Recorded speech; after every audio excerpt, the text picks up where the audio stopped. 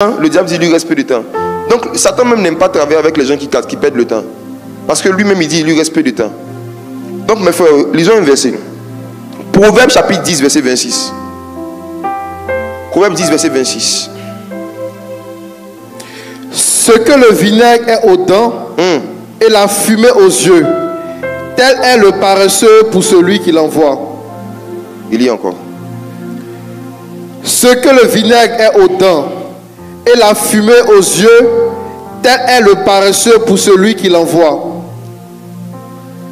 Est-ce que tu sais que c'est Dieu qui t'a envoyé sur la terre? Tu le sais? Et parce que c'est Dieu qui t'a envoyé sur la terre, quand tu deviens paresseux dans un domaine, tu te transformes en vinaigre sur les dents de Dieu. Qui a déjà mis du vinaigre sur ses dents? Il y a des versets, il faut expérimenter pour comprendre. Quand tu vas rentrer aujourd'hui, prends du vinaigre, couche-toi, verse sur tes dents, puis il faut voir un truc. Comment tu te sens? Bon, fumer aux yeux, au moins on connaît, n'est-ce pas? Regardez comment Dieu décrit la façon dont il voit les gens qu'il envoie et qui sont paresseux. Chaque idée que Dieu te donne de faire quelque chose qui peut améliorer les conditions de vie des autres, c'est Dieu qui est en train de t'envoyer. Dieu t'envoie. Quand on parle de quelqu'un que Dieu envoie, ce n'est pas forcément quelqu'un qui a entendu une voix audible qui lui a dit mon fils, ma fille va faire X, va faire Y. Dieu nous envoie par des idées. Dieu nous envoie par des projets. Aujourd'hui, les églises maison de sagesse et d'adoration, je commence même par le collectif des frères en Christ. C'est né d'une idée. J'ai eu une idée de commencer une cellule, de réunir chaque samedi après-midi des gens pour leur parler de la parole. Si je n'avais pas mis cette idée en exécution, des milliers de personnes aujourd'hui ne seraient pas dans la foi. Ce culte même n'aurait pas existé. Si j'avais eu la paresse de commencer quelque chose, jusqu'à aujourd'hui, j'allais partir dans les veillées, dans les programmes où ils allaient prophétiser sur moi. Il y a quelqu'un ici, il y a un appel sur sa vie, il allait tomber, waouh! Il allait tomber, il allait me lever, et puis il allait continuer ma vie, comme beaucoup de gens dans beaucoup de programmes. Il y a un grand appel sur ta vie, il y a un grand appel. Écoutez-moi, en 2025, ça, c'est pas une prophétie. Hein. C'est qui ici a pas un appel sur sa vie? Même Satan, il y a un appel sur sa vie. Oui. Il a appelé à égorger, dérober, détruire, c'est son appel. Il veut dire chacun est appelé à faire quelque chose sur la terre. Le problème, ce n'est pas qu'est-ce que tu es censé faire dans le futur, c'est qu'est-ce que tu fais aujourd'hui. La vinaigre sur les dents. Voici comment Dieu voit les paresseux à qui il a donné des capacités, des talents et des projets. Vinaigre sur ses dents, fumée dans les yeux. Ça veut dire que en fait, Dieu est blessé. Quand il y a la fumée dans tes yeux, ça te pique, tu as mal. Et qui parmi nous peut regarder la fumée en face? Tu sais pourquoi Dieu ne te voit pas? Tu te comportes comme une fumée. Tu as l'impression que Dieu ne te voit pas. Est-ce qu'il n'y a pas une forme de paresse dans un domaine de ta vie que tu cultives? Je parle de vraiment la culture. Quelque chose que tu as l'habitude de faire pour ne pas faire ce que tu es censé faire. Voici maintenant 5 types de paresse qui font perdre l'onction et la faveur de Dieu. Des paresses qui nous transforment en fumée dans les yeux de Dieu. 1. Paresse numéro 1. L'habitude de tourner sur son lit après son réveil. Proverbe chapitre 26, verset 14. J'ai entendu la voix d'un vinaigre qui a crié. Les vinaigres sont étonnés. Allons-y, Proverbe 26, verset 14. La porte tourne sur ses gonds et le paresseux sur son lit. Je lis encore. La porte tourne sur ses gonds et le paresseux sur son lit. Proverbe 24, verset 30 à 34. Il y a des petites habitudes on a là. On pense que c'est rien. C'est ça qui est à la base de nos grands problèmes. Proverbe 24, verset 30. J'ai passé près du champ d'un paresseux et près de la vigne d'un homme dépourvu de sens. Et voici, les épines y croissaient partout. Les ronces en couvraient la face et le mur de pierre était écroulé. J'ai regardé attentivement et j'ai tiré instruction de ce que j'ai vu. Un peu de sommeil, un peu d'assoupissement, un peu croiser les mains pour dormir, et la pauvreté te surprendra, comme un rôdeur, et la disette, comme un homme en armes. Ce dernier verset qu'on vient de lire, je pense qu'on le connaît assez parce que j'en ai beaucoup parlé. Mais je vous parle du paresseux qui tourne sur son lit. Vous pouvez parler de ça un peu? Si Dieu prend son temps, dans sa grande Bible où il doit parler des choses importantes, il prend son temps pour consacrer un verset à parler de ce que tu fais sur ton lit quand tu te réveilles. Ça veut dire que ça lui tient à cœur.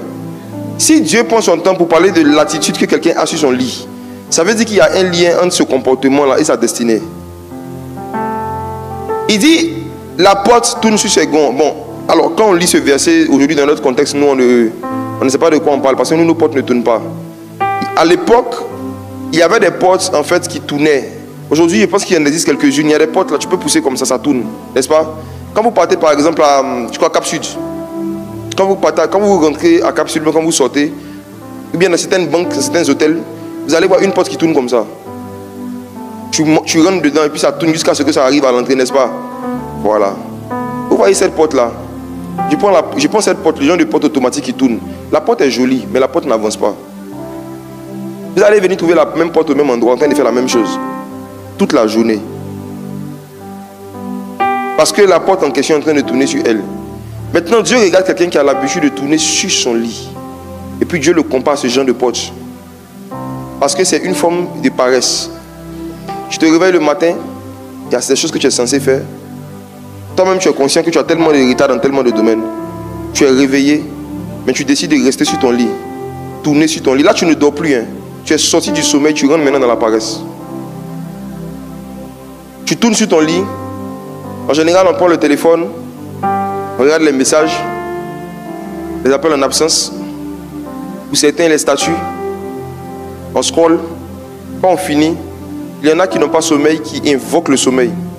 C'est-à-dire qu'ils n'ont pas sommeil, mais ils se couchent en se disant en eux-mêmes, si le sommeil pouvait encore une fois me visiter, me prendre. Ils s'efforcent, ils mettent le drap sur, ils augmentent la clim. Pourtant, ce sont des adultes, on est en pleine semaine de travail, ils ont beaucoup de choses à faire et ils tournent sur le lit. Cette attitude-là attriste le Saint-Esprit. La Bible dit, je reprends le verset de base, le paresseux devient comme de la fumée dans les yeux de celui qui l'envoie. Tourner sur ton lit, quand tu tournes sur ton lit, si Dieu te montre dans le monde spirituel, il y a de la fumée qui sort de ton lit, et puis ça monte dans les yeux de Dieu. Et Dieu enlève son regard sur toi. Il faut prendre la décision que dorénavant, si tu t'élèves, tu t'élèves. Si Dieu a permis que tes yeux s'ouvrent, c'est pour que ta journée commence. Ce n'est pas pour que tu commences un nouveau cycle de relaxation. Tourner sur son lit, après s'être réveillé, nous fait ressembler à un animal qu'on appelle le magouya. Vous allez voir que le magouya est quelqu'un de très atypique. Si vous observez les magouillas, vous allez voir qu'ils ont un comportement. Ils peuvent rester à la même place pendant des heures. Ils bougent juste la tête.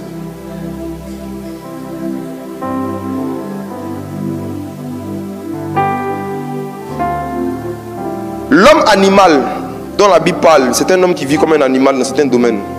Et dans le domaine du réveil, tu peux vraiment être un homme animal. Se réveiller sans se lever, c'est se comporter comme un animal. Tourner sur son lit, pas paresse pour rien, c'est un comportement animal. Faites attention. Je vais plus loin. Au milieu de la nuit, il arrive des fois où l'Esprit de Dieu te réveille, c'est pour prier. C'est pas pour vérifier tes messages. Quand tu te réveilles la nuit, au milieu de la nuit, 3h, 2h, 4h, tu te réveilles au milieu de la nuit. Si tu ne commences pas à prier, que tu tournes sur ton lit, c'est encore une autre forme de paresse. Il y en a même, Dieu les réveille, et puis ils invoquent le sommeil, puis ils disent, ah, l'heure n'est pas encore arrivée, oh sommeil, emporte-moi. J'avance. Deuxième attitude qui blesse le cœur de Dieu, l'absence de planification de ses journées. Regardez Proverbes chapitre 6, verset 6. L'absence de planification de ses journées, de ses semaines, et même de ses années. Oui. Proverbes 6, verset 6. Va vers la fourmi, paresseux, considère ses voies et devient sage. Elle n'a ni chef, ni inspecteur, ni maître. Elle prépare en été sa nourriture. Elle amasse pendant la moisson de quoi manger. Pause. Le Seigneur ici parle aux paresseux en leur disant de regarder le système de vie de la fourmi. Et il dit que l'une des choses que la fourmi fait, c'est que la fourmi prépare en été sa nourriture. prépare sa nourriture à l'avance. Prépare en été. Ça veut dire la fourmi a l'habitude de planifier d'avance les choses importantes qu'elle doit faire. Donc Dieu dit que tous ceux qui ne le font pas, ça sont des paresseux. Tous ceux qui ne le font pas sont des paresseux. Et je vais vous expliquer un caractère de Dieu que vous devez vraiment vous soucier d'imiter. De peur que le Saint-Esprit ne soit attristé à un certain niveau et qu'il décide de ne pas travailler avec vous pour quoi que ce soit sur la terre, mais de vous laisser juste sur le chemin du paradis en attendant que Jésus vienne vous chercher pour partir. Il y a des chrétiens qui ne savent pas que Dieu a pris la décision de juste les garder dans la foi pour être enlevés. Maintenant qu'ils sont sur la terre, le Saint-Esprit ne va rien faire d'extraordinaire avec eux à cause de certaines mauvaises habitudes comme la paresse. Dieu ne tolère pas la paresse, il ne comprend même pas la paresse. Regardez quelque chose. Vous allez voir que quand Jésus est venu sur la terre, l'une des choses qui est quand même frappante par rapport à Jésus, c'est que tout ce qui concerne sa vie était écrit. Dieu avait écrit à l'avance tout ce que le Christ devait faire, le Messie devait faire, tout était écrit à l'avance. L'endroit où il devait naître était écrit. Il devait naître à Bethléem. La ville où il devait grandir était écrit. Il devait grandir à Nazareth.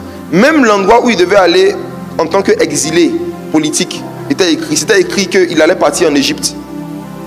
Vous allez voir que quand Jésus est venu, l'endroit même où il devait commencer son ministère avait été annoncé d'avance par les prophètes. Ils avaient dit que c'était dans la région de Galilée. Vous allez voir que quand Jésus a commencé son ministère, tous les détails de ce qu'il devait faire de ses journées avaient été écrits à l'avance. C'était écrit qu'il devait chasser les démons, libérer les captifs, ouvrir les yeux des aveugles. Sa feuille de route était clairement écrite. Toutes ces tâches étaient écrites chaque année. En fait, il n'y a aucun élément important de la vie de Jésus qui n'avait pas été au préalable mis par écrit. Tout était écrit. Même le nombre de pièces auxquelles Judas devait le livrer était écrit. 30 pièces, c'était écrit. C'est pourquoi quand vous lisez les 4 évangiles, surtout l'évangile de Matthieu, l'expression que vous allez voir qui revient régulièrement, c'est « Il a fait cela afin que s'accomplisse ce qui était écrit. Il fait ceci afin que s'accomplisse ce qui était annoncé par les prophètes. » Je me suis demandé pourquoi Dieu a pris la peine d'écrire tout ce qui concerne la vie de Jésus depuis son enfance, toute sa vie, jusqu'à sa résurrection. Pourquoi même nous savons que Jésus va revenir? Pourquoi nous savons même ce qu'il va faire quand il va revenir? Comment nous savons ce que nous allons faire avec Jésus parce qu'il a tout écrit? Donc Dieu a un caractère, il a une nature. Et il dit que la fourmi est un peu comme lui. Dieu écrit, Dieu prépare tout à l'avance. Dieu prend le temps d'écrire et de planifier toutes les choses importantes qu'il doit faire dans sa vie et pour nos vies. Maintenant, je te pose une question. Et toi? Il y a combien parmi nous ici qui savent exactement ce qu'ils doivent faire les 2 prochains mois? Même la semaine prochaine même. Il y a combien parmi nous qui ne vivons pas une vie du jour au lendemain? Ou bien de la semaine à la semaine? Il y a combien parmi nous, nous sommes aujourd'hui dimanche, qui savent exactement aujourd'hui jusqu'au dimanche quelles sont les choses importantes qu'ils sont censés faire avant que la semaine ne se termine? Il y en a combien qui le savent? Le peu parmi nous qui ont pris le temps d'y penser, d'y réfléchir, combien l'ont écrit?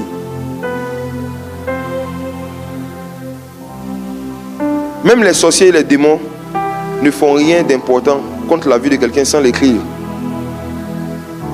Vous allez voir qu'au temps d'Esther, lorsque leurs ennemis voulaient détruire les Juifs, ils ont écrit ça d'abord. C'est à travers un écrit que Aman a fait circuler la nouvelle disant qu'on doit exterminer les Juifs. Vous allez voir qu'au temps de Daniel, lorsqu'on voulait jeter Daniel dans la fosse au lion, c'était venu d'un écrit, d'un édit. On appelait ça les édits à l'époque. J'ai étudié les Écritures et j'ai vu que même Satan, chaque fois qu'il doit faire quelque chose pour détruire la vie de quelqu'un, il écrit. Tous les malheurs qui doivent arriver, que les sorciers prévoient comme toi, que le diable prévoit comme toi, c'est 2-3 prochains mois, parfois même des années à l'avance. Je te dis la vérité, tout est écrit. Tout est écrit. Donc que ce soit dans le monde des ténèbres comme dans le royaume des cieux, il n'y a personne qui exécute un plan de vie contre quelqu'un ou bien pour quelqu'un sans le mettre par écrit. Parce qu'il y a une loi qui existe dans le ciel. Tout ce qui n'est pas écrit n'a pas le droit de se manifester régulièrement sur la terre. Même si tu as une idée qui est dans ta tête, à cause de ce principe spirituel, tant que tu n'as pas cherché à mettre cette idée par écrit, ce n'est pas sûr que tu vas pouvoir accomplir cette idée, encore moins que cette idée-là va rester pendant longtemps. Tout ce qui n'est pas écrit n'a pas le droit de naître. Et même tout ce qui est né n'a pas le droit de rester en vie sans écrit. C'est pourquoi toi-même, quand tu es né, on a demandé extrait de naissance. Parce que, regarde, c'est une loi spirituelle. Si tu es né et qu'on n'a pas écrit ton nom, même si tes parents disent ton nom comme ça, si ce n'est pas écrit, tu n'existes pas.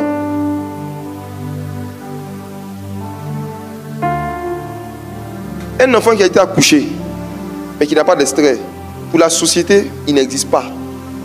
Car il n'y a rien sur la terre qui doit rester s'il n'y a pas des écrits à propos de cette chose. Tout. Donc, la raison pour laquelle beaucoup de gens n'arrivent pas à réaliser leur projet, je vous dis, c'est simple, parce qu'ils n'écrivent pas. C'est tout.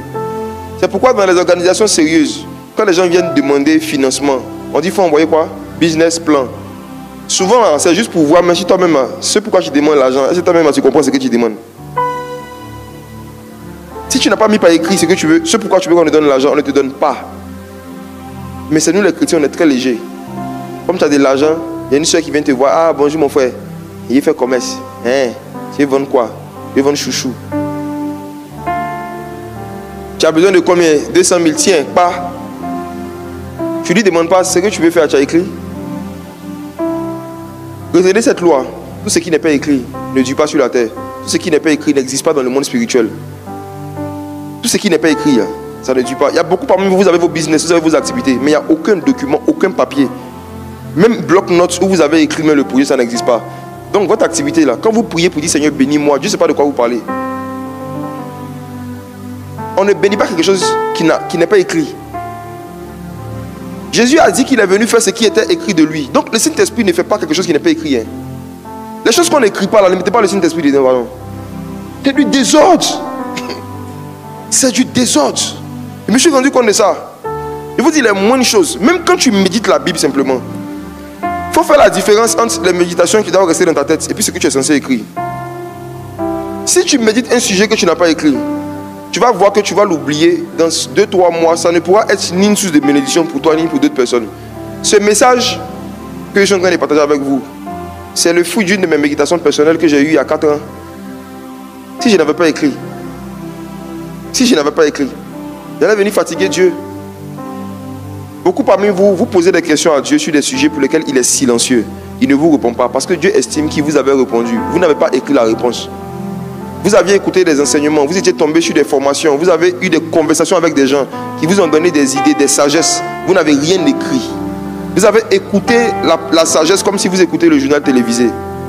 Le problème avec ça, c'est que quand vous allez vous retrouver dans des saisons de vos vies où vous aurez besoin de ces informations, les informations n'existent pas parce que ça n'a pas été écrit. L'une des choses qui a mis l'Afrique en retard, c'est le manque d'écrit. La plupart de nos sages ici, là, pour pouvoir leur parler, il faut aller au village. Pour connaître la sagesse qui est en eux, il faut aller au village et encore à une heure où ils sont disponibles. Pendant ce temps, les sages qui avaient en Europe, qui étaient moins sages que les sages d'Afrique, eux, ils écrivaient. C'est parce qu'ils ont écrit qu'on a la sensation qu'ils sont plus intelligents que nous. Hein. Sinon, là, même l'écriture est née en Afrique. Mais même l'écriture qui est née en Afrique, les Africains n'ont pas écrit ça. C'est des Blancs qui sont venus nous dire que l'écriture... C'est des Blancs qui ont écrit que l'écriture est née en Afrique. Donc il y a comme, je dirais, excusez-moi le terme, c'est un peu lourd, mais c'est comme une malédiction qui est dans l'atmosphère, qui est sur les territoires africains, qui rend, il y a des démons qui emmènent des pensées et des styles de vie pour rendre les gens hostiles au fait d'écrire. C'est maintenant là, je dis il y a 20 dernières années, 10 dernières années, que des Africains intellectuels sont en train de se soucier même de documenter certains faits. Pourquoi aujourd'hui, si je vous demande de me citer le nom de 5 livres, recommandez-moi 5 livres chrétiens qui parlent d'une histoire de réveil spirituel, vous allez me citer que le nom des auteurs américains. Si je vous dis, recommandez-moi un livre qui parle d'un réveil spirituel que Dieu a fait dans un pays, vous allez me parler de Catherine Kuhlman, de Charles Finney, John Wesley. Vous savez pourquoi? Parce que eux, leurs gens ont pris le temps d'écrire ce que Dieu avait fait à leur époque, c'est tout. C'est parce qu'il y a eu des écrits que le souvenir de ce que Dieu avait fait est resté. Et nous aujourd'hui, hein, les réveils restent dans les vidéos, dans les audios. Et ce même comportement-là, les Africains l'ont chacun par rapport à leur propre vie. Tu as beaucoup d'idées, tu as beaucoup de projets, tu as beaucoup de ce que tu es censé faire. Tu n'écris rien. Tout est dans ta tête. Le surdoué.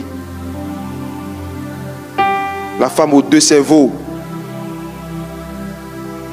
Et ton orgueil te dit, moi là, je n'oublie pas vite. Hein.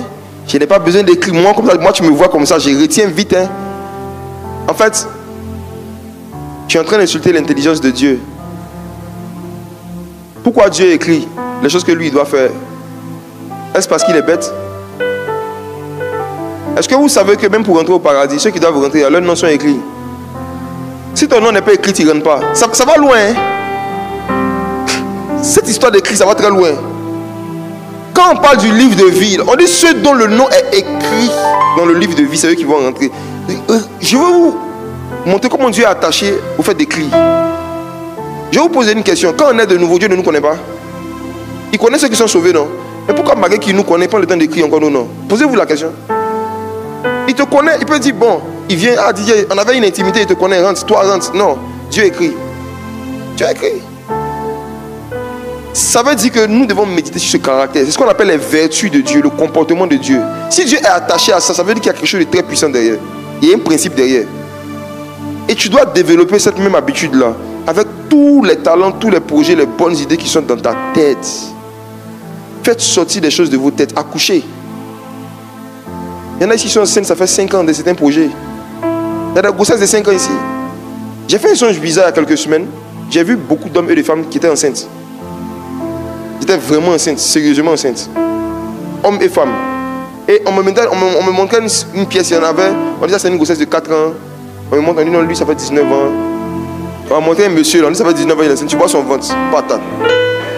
Ça fait 19 ans. J'ai dit. Et puis on me montrait des gens, puis on me donnait les années quoi, de grossesse. Et puis c'est après, quand je me suis réveillé, je me suis rappelé que Dieu m'avait donné un enseignement pour me montrer qu'en fait ce sont des projets, puis des idées. Il y a des gens qui ont de bonnes idées, de bons projets, mais c'est en eux. Juste le fait de mettre ça par écrit, c'est le début de l'accouchement. Et le Saint-Esprit n'accomplit que ce qui est écrit. L'Esprit de Dieu est tellement attaché à ce qui est écrit. Il est tellement attaché à ce qui est écrit que même dans le domaine du prophétique, même dans le domaine de la puissance, c'est sur la base de ce qui est écrit que le Saint-Esprit se manifeste. C'est pourquoi quand Satan est venu vers Jésus, Jésus a dit il est écrit. C'est des écrits que Jésus a pris pour chasser Satan. Ça veut dire que même dans le domaine du travail et de la pauvreté, on combat Satan avec ce qui est écrit. Apprenez à écrire les bonnes choses qui sont dans vos têtes. Maintenant, je vais aller plus loin avec vous. Je vais aller plus loin. Il y a un exercice spirituel. Un exercice spirituel qui va vous donner plus de visibilité sur comment vous devez gérer vos prochaines semaines, vos prochaines années. Écrivez vos talents et les dons que vous savez que vous avez. Ce que vous savez faire, mettez ça par écrit. Faites un inventaire, faites une liste des dons que vous savez que vous avez ou des capacités que vous savez que vous avez. Ce que vous savez que vous savez faire. Même si tu sais préparer, il faut écrire ça, c'est quelque chose, c'est un talent. Il ne faut rien négliger. Tu sais décorer, tu sais peindre, il faut écrire. Tu sais couper oignon, c'est pas mauvais, c'est quelque chose. Prenez le temps de vous asseoir un jour et puis de faire comme un inventaire de tout ce que vous savez faire, vous pouvez faire. En termes de bricolage, en termes aussi d'action professionnelle, écrivez tout. Écrivez, ensuite priez et demandez à Dieu parmi toutes ces choses que je sais faire, c'est dans laquelle de ces choses tu as mis ma destinée. Vous serez surpris. Tu peux savoir faire 10 choses et il y a seulement 2 que Dieu t'appelle à faire toute ta vie. Souvenez-vous de David lorsqu'il est allé vers Goliath. La Bible dit qu'il a pris 5 pierres, mais il a utilisé une seule pour tuer Goliath.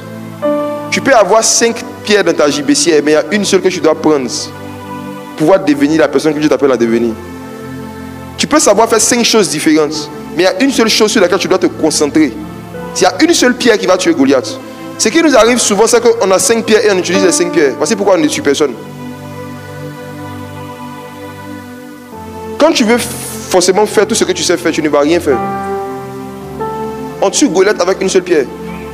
Mais pour trouver la seule pierre là, il faut mettre les 5 pierres ensemble. C'est ce qu'il appelle le fait de lister. Il faut s'asseoir, il faut regarder tout ce que tu sais faire. Mets dans ta JBC et puis tu regardes, et puis tu pries. Dieu va te dire concentre-toi sur ça. Concentre-toi sur ça. Concentre-toi sur ça. Il y a beaucoup de choses que tu sais faire, mais concentre-toi sur ça seulement. C'est comme ça qu'on découvre ce sur quoi on est censé concentrer ces journées et ces semaines dans les mois à venir. Le pasteur Charles là-dessus, on avait une conversation avant qu'il ne vienne ici. C'est un gars qui est très observateur et puis donc les gens commencent dans les questions pièges. Quand tu es avec eux, il ne faut pas te presser à parler. Et même quand ils te donnent la parole, il ne faut pas parler vite.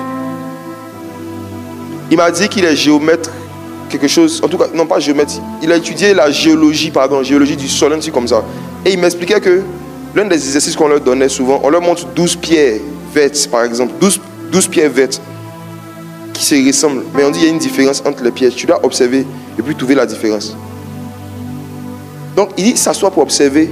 Et puis, à partir de l'observation, tirer des leçons. C'est sa vie, c'est son métier. Donc, il dit, ça fait des années qu'il m'observait. Me voit en pierre verte. Et il m'a posé une question. Il m'a demandé quelles sont les choses sur lesquelles tu es concentré actuellement. Qu'est-ce que tu fais de façon prioritaire actuellement? Il m'a posé la question comme ça de toute une conversation. Si je n'avais pas honnêtement planifié ces choses, que je voulais inventer la réponse sur le champ, je voulais innover tout de suite, il allait savoir. Il y a des questions auxquelles tu ne peux pas répondre sans bégayer aisément si tu n'as pas déjà la réponse. Tu ne peux pas inventer la réponse. Si je te demande tout de suite, toi, quelle est la pierre principale, l'activité principale sur laquelle tu vas concentrer tes temps libres les 3 prochains mois, est-ce que tu peux me répondre? Si ce n'est pas le cas, s'il te plaît, aujourd'hui quand tu vas rentrer à la maison, assieds-toi. Fais la liste de tout ce que tu sais faire dans la vie et prie pour demander à Dieu. Tu m'as envoyé sur la terre. Je ne veux pas devenir une fumée dans tes yeux. Je ne veux pas devenir de la vinaigre dans tes dents. Donc tout ça, là, je suis censé faire quoi exactement? Il y a une femme qui s'appelait Marthe. Elle a reçu Jésus chez elle. Il y avait beaucoup d'activités qu'elle devait faire. Elle devait préparer pour Jésus, mais elle devait aussi écouter la parole. Malheureusement, Marthe a préféré aller préparer d'abord pour venir écouter après. Juste le fait d'avoir inversé les priorités, ça a attristé Jésus. Elle était en train de préparer pour Jésus. Elle ne préparait pas pour Satan, c'était pour Jésus. Mais Jésus ne voulait pas qu'elle prépare pour elle dans cette période-là. Il ne voulait pas de ça. Il ne voulait pas de ça. Récemment, il y a un de nos professeurs qui nous a rendu un témoignage. Il disait que il a organisé une croisade d'évangélisation et le budget c'était vraiment des millions. Et ce qui s'est passé avec lui, c'est que des gens avaient contribué par rapport au programme, la date était fixée et tout. Et il a décidé d'aller en retraite après avoir tout fixé. Après avoir fait les dépenses, contacté les prestataires, il est allé en retraite en jeûne pour demander au Saint-Esprit vraiment comment la croisade va se passer, qu'est-ce qu'il veut qu'il fasse. Il dit, le Saint-Esprit lui a dit par une voix audible, je ne serai pas à ta croisade.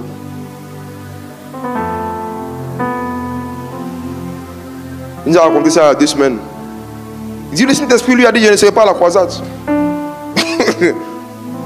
Il dit, voix audible, ça c'est pas une pensée. Il dit, c'était clair, je ne serai pas à ta croisade. Il lui a demandé pourquoi. Il dit, mais c'est ta croisade, c'est pas pour moi. T'as qu'à faire. Il dit, Dieu lui a dit, il ne viendra pas. Que s'il veut qu'il fasse, il ne viendra pas. Il a demandé au Seigneur pourquoi. Il dit, lui, il n'avait pas envie de faire une croisade avec lui dans cette période. Il voulait qu'il fasse autre chose avec lui. Donc il attend qu'il va finir sa croisade. Il va faucher. Et Dieu lui a dit, je ne serai pas à ta croisade. Il dit donc, il avait le choix. On fait comme s'il n'a rien entendu, foncer. Parce qu'il y a de l'argent qui était dépensé. Ou bien accepter de perdre de l'argent pour calmer le cœur du Saint-Esprit. Dit qu'il a réuni ses collaborateurs, il leur a dit, bon, on annule la croisade. Les gars disent, pourquoi? Il dit, il ne pouvait pas leur expliquer, il ne pouvait pas leur dire ce qu'il nous a dit. Il ne pouvait pas leur dire ça. Il ne pouvait pas leur dire ça parce qu'ils vont se rendre compte que le gars n'a pas demandé à Dieu avant de faire. Il ne pouvait pas leur dire ça. Il a juste dit que je suis le pasteur, ce que j'ai dit c'est ça on fait. On annule, c'est annulé. Mais la vérité c'est que il dit, Dieu lui a parlé, il a dit, je ne serai pas à ta croisade. Cette histoire qu'il nous a racontée m'a conforté dans une méditation que j'avais faite il n'y a pas longtemps sur l'arbre de la connaissance du bien et du mal. L'arbre de la connaissance du bien et du mal. Est-ce que vous savez que ce que Dieu avait interdit à Adam et Ève de manger, c'était une bonne chose. On dit l'arbre de la connaissance du bien. Non, il y a du bien dedans. Mais il y a un bien que Dieu ne voulait pas que Adam fasse. Il y a un bien que Dieu ne voulait pas que Adam et Ève fassent. Il y a un bien que Dieu ne veut pas que tu fasses actuellement. Parmi vous, il y a quelqu'un qui a prévu aller, je dirais au village. C'est pas vraiment le village. Il a prévu aller en famille demain, hors d'Abidjan. Tu dis que c'est pour aller visiter la famille, c'est bien. Mais Dieu ne veut pas que tu partes. Tu sens que Dieu ne veut pas que tu partes parce que tu n'es pas en paix à 100% avec ça. Et puis quand tu calcules ton argent même, tu t'es rendu compte que si tu vas, l'argent pour pouvoir vivre normalement là-bas toute la semaine jusqu'après les élections, tu n'as pas. L'arbre de la connaissance du bien, c'est quoi? C'est quelque chose de bien que Dieu ne veut pas que l'homme fasse. C'est quelque chose qui est bien, mais que Dieu ne veut pas que toi tu fasses. C'est bien, mais toi tu ne dois pas faire. Et c'est ce qui a fatigué Adam et Ève. La séduction est venue du fait qu'il y a une bonne chose qu'on nous dit de ne pas faire, mais on ne dit pas pourquoi. Et le serpent est venu dire non, en fait, il sait que si vous mangez, vous allez devenir comme des dieux. Donc Ève s'est dit, alors, voici le bien qui est caché derrière l'arbre de la connaissance du bien. Si je mange, je vais devenir Dieu. La vérité, c'est que celui qui ne s'exerce pas à demander à Dieu quelles sont les bonnes choses que tu ne veux pas qu'il fasse, va manger. Enfin, vous, ce n'est pas le fruit défendu, même l'écorce. Vous allez manger le fruit, vous allez manger le tronc, vous allez manger l'écorce. Il y a beaucoup de bonnes choses, hein. Des choses qui ne sont pas mauvaises que vous allez faire, mais ça va vous faire du mal. L'arbre de la connaissance du bien et du mal, quand tu manges le fruit, tu manges le bien, ce bien-là te fait du mal. C'est un bien qui fait beaucoup de mal à toi et puis à d'autres personnes. Mais à la base, c'est bien. Priez pour demander à Dieu quel est le bien qu'il ne veut pas que vous fassiez. Priez pour cela. Si nous sommes en Christ, nous sommes en Éden. Et en Éden, il y a forcément l'arbre de la connaissance du bien. L'arbre de la connaissance du bien. L'arbre de la connaissance du bien. C'est parfois des activités, des bonnes idées que des gens vont venir te proposer d'aller faire avec eux. Ce n'est pas mauvais par rapport à la parole de Dieu. Mais si tu pries, tu vas voir que dans ton cœur, tu n'es pas convaincu. Il y a une conviction qui n'est pas là. Des choses que tu veux faire avec ton argent, c'est bien. Supposons que toi, tu m'écoutes, tu as prévu payer des nouveaux sacs à la fin du mois. Analyse vraiment le nombre de sacs que tu as déjà. Il faut voir que ça, c'est un arbre de la connaissance du bien et du mal. Acheter un sac est bien. Mais vu le nombre de sacs que tu as déjà, que tu n'as pas fini de porter régulièrement, ce bien-là va te faire du mal. Ça va diminuer tes économies et tes épargnes que tu es censé prendre pour pouvoir faire un projet en 2026. Toi, tu sais que tu as des projets pour lesquels tu as besoin de financement. Tu n'as pas beaucoup d'argent. Tu vas acheter iPhone 15, iPhone 16, iPhone 17. Tu sais bien que quand tu finis de faire cet achat-là, il ne te reste plus grand-chose. Mais tu fais ça. L'arbre de la connaissance du bien et du mal. C'est bien, mais c'est mal pour toi. Avoir un téléphone est bien. Mais toi, par rapport à tout ce dans quoi tu dois dépenser dans les mois à venir, c'est du mal.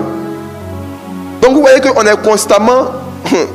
On doit être constamment en train d'analyser, de discerner si ce bien que je veux faire là, c'est un bien qui va faire du bien ou bien c'est un bien qui va créer du mal.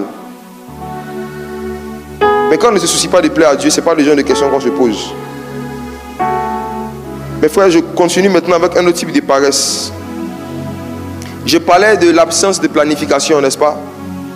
S'asseoir pour ne pas planifier ses journées, c'est mauvais. Ne pas planifier ses semaines, c'est mauvais. Ne pas écrire, c'est mauvais. Et on va lire une parabole que nous connaissons, que le Seigneur Jésus a donnée.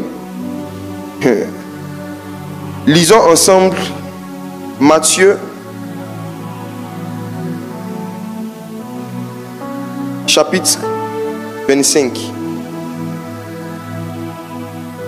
verset 14. Matthieu 25 verset 14.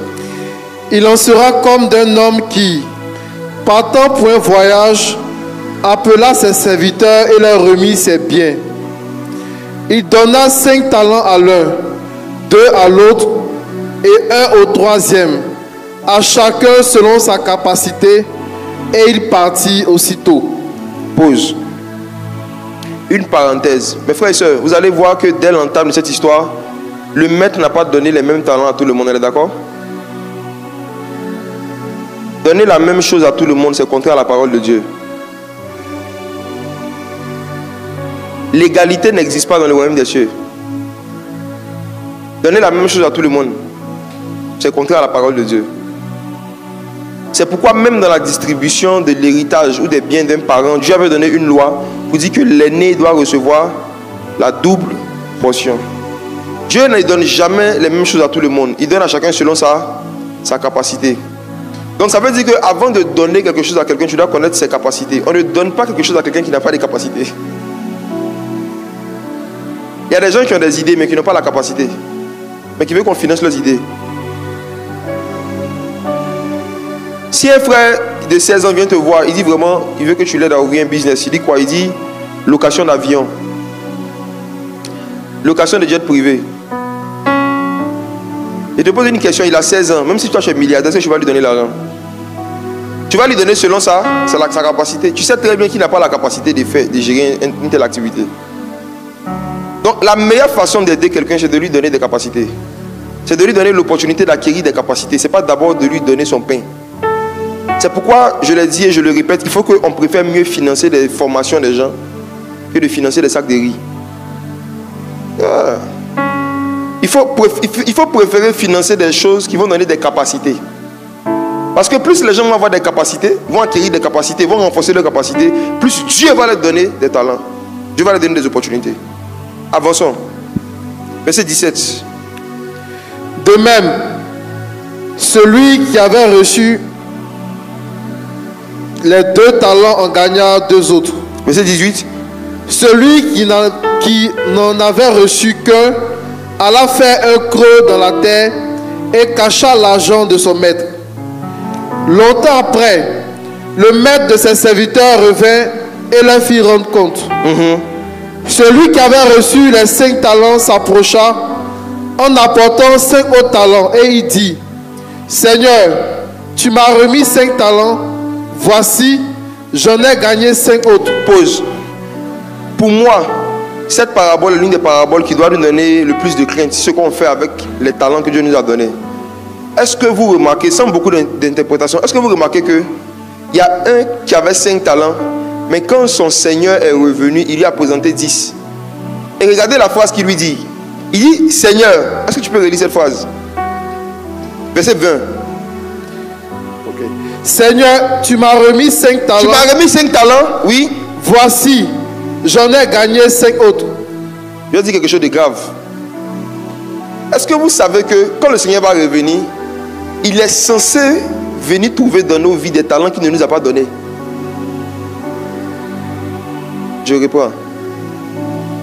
Si cette parabole est vraie, ça veut dire que l'une des attentes que le Seigneur a envers nous, c'est que quand il va venir, il va trouver dans nos vies des talents, des choses qu'il ne nous a pas données. Il dit: Seigneur, tu m'as donné 5 talents, j'en ai gagné 5 autres. En d'autres termes, Seigneur, regarde, je manifeste des choses que tu ne m'as pas données. J'ai acquis dans ma vie des choses que tu ne m'as pas données. Est-ce que vous savez que les talents que vous avez actuellement, c'est le nombre de talents que vous avez, dans 5 ans, dans 3 ans, dans 4 ans, Jésus ne s'attend pas à venir trouver le même nombre exactement. Normalement, au fur et à mesure que les années passent, vos capacités et vos savoir-faire doivent augmenter. C'est la vie chrétienne normale. Et on va voir dans l'histoire que celui justement qui avait un seul talent, qui a gardé son seul talent, il a tenu l'enlèvement de l'église, on l'a jeté en enfer. Et vous allez voir comment le Seigneur l'a appelé. Il dit: serviteur méchant, paresseux. Ça veut dire que ne pas se soucier d'acquérir des capacités qu'on n'a pas, c'est de la méchanceté. Et cette méchanceté sera punie par l'enfer dans certains cas. Des gens vont aller en enfer pour si peu. Il y a la méchanceté. Imaginez-vous, s'il n'y avait pas quelqu'un en Côte d'Ivoire qui avait décidé d'aller apprendre le génie civil par exemple. Si, supposons que tous les Ivoiriens à une époque, eux tous, ils voulaient devenir directeurs financiers. Et eux tous, ils étaient en école de commerce. Qui allait construire ici? Qui allait construire les routes? L'une des choses qui maintient la souffrance dans un endroit, c'est parce qu'il y a des gens qui ne s'intéressent pas à acquérir certains métiers ou à apprendre certaines capacités pour soulager les autres. On va voir aujourd'hui comment est-ce que le Seigneur considère comme de la méchanceté le fait de se spécialiser dans un seul domaine. Méchant et paresseux. Méchant et paresseux. Il dit: Seigneur, tu m'as donné 5 talents, j'en ai gagné 5 autres. Mes frères et sœurs, il fait une parenthèse. Même dans le domaine des dons spirituels, j'ai découvert dans ma Bible qu'il y a la possibilité d'avoir des dons que Dieu ne t'a pas donnés.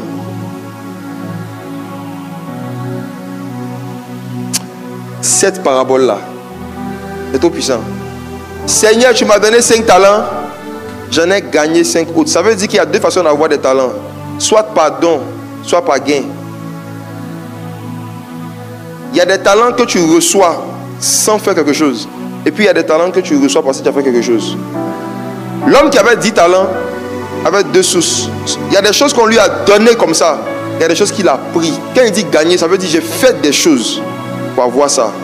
On peut le faire avec toutes sortes de talents naturels. On peut le faire aussi avec les dons spirituels. On peut le faire.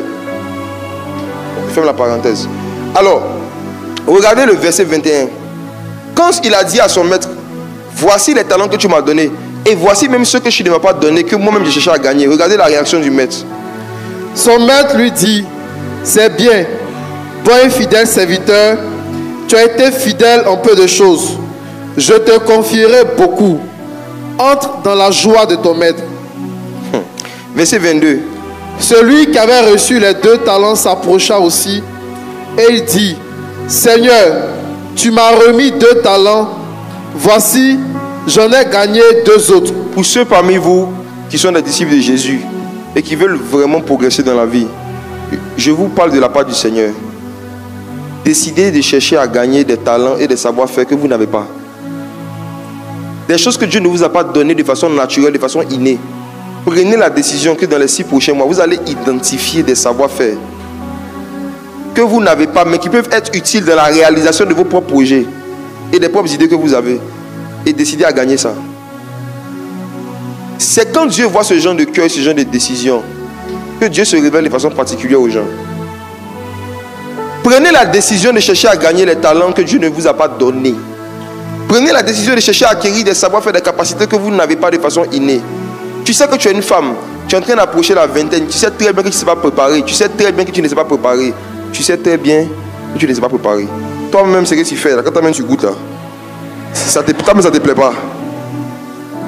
Qu'est-ce que tu es en train de faire actuellement pour chercher à acquérir le talent de cuisiner? Tu ne sais pas faire. Tu te caches derrière omelette avec crêpes. Ça là, forcément un jour, tu vas tomber sur quelqu'un de beaucoup plus sérieux que ça.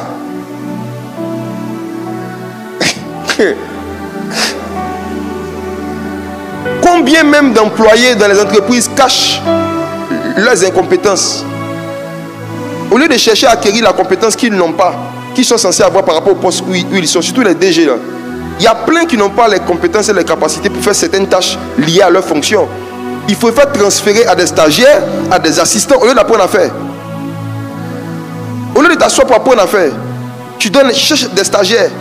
Il dit entreprise recrute 10 nouveaux stagiaires. Des DG malhonnêtes. La direction te demande qui fait ça. Tu dis c'est toi. Oh, c'est des petits qui font en bas.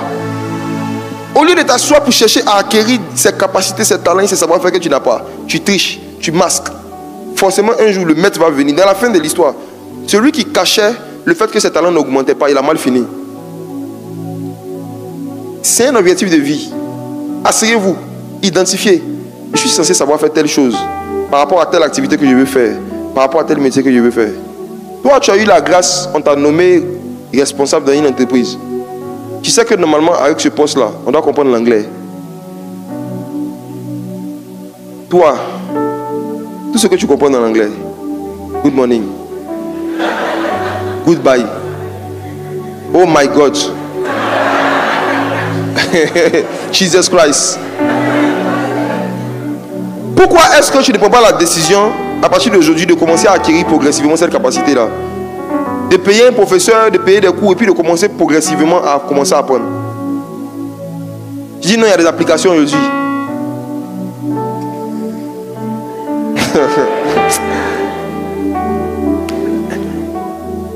Un jour, Satan va vous surprendre.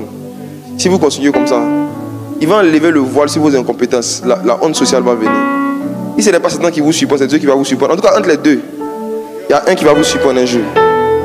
Mieux vaut commencer quand tu sais que tu as eu la grâce d'accéder à une fonction où normalement tu n'as pas les capacités. Tu dois avoir l'humilité de commencer à chercher à acquérir ces talents-là que le maître ne t'a pas donné. Il y a des gens ici, vous savez très bien que vous ne savez pas conduire, mais on vous a donné des postes où normalement il y a un véhicule qui est attaché à ça.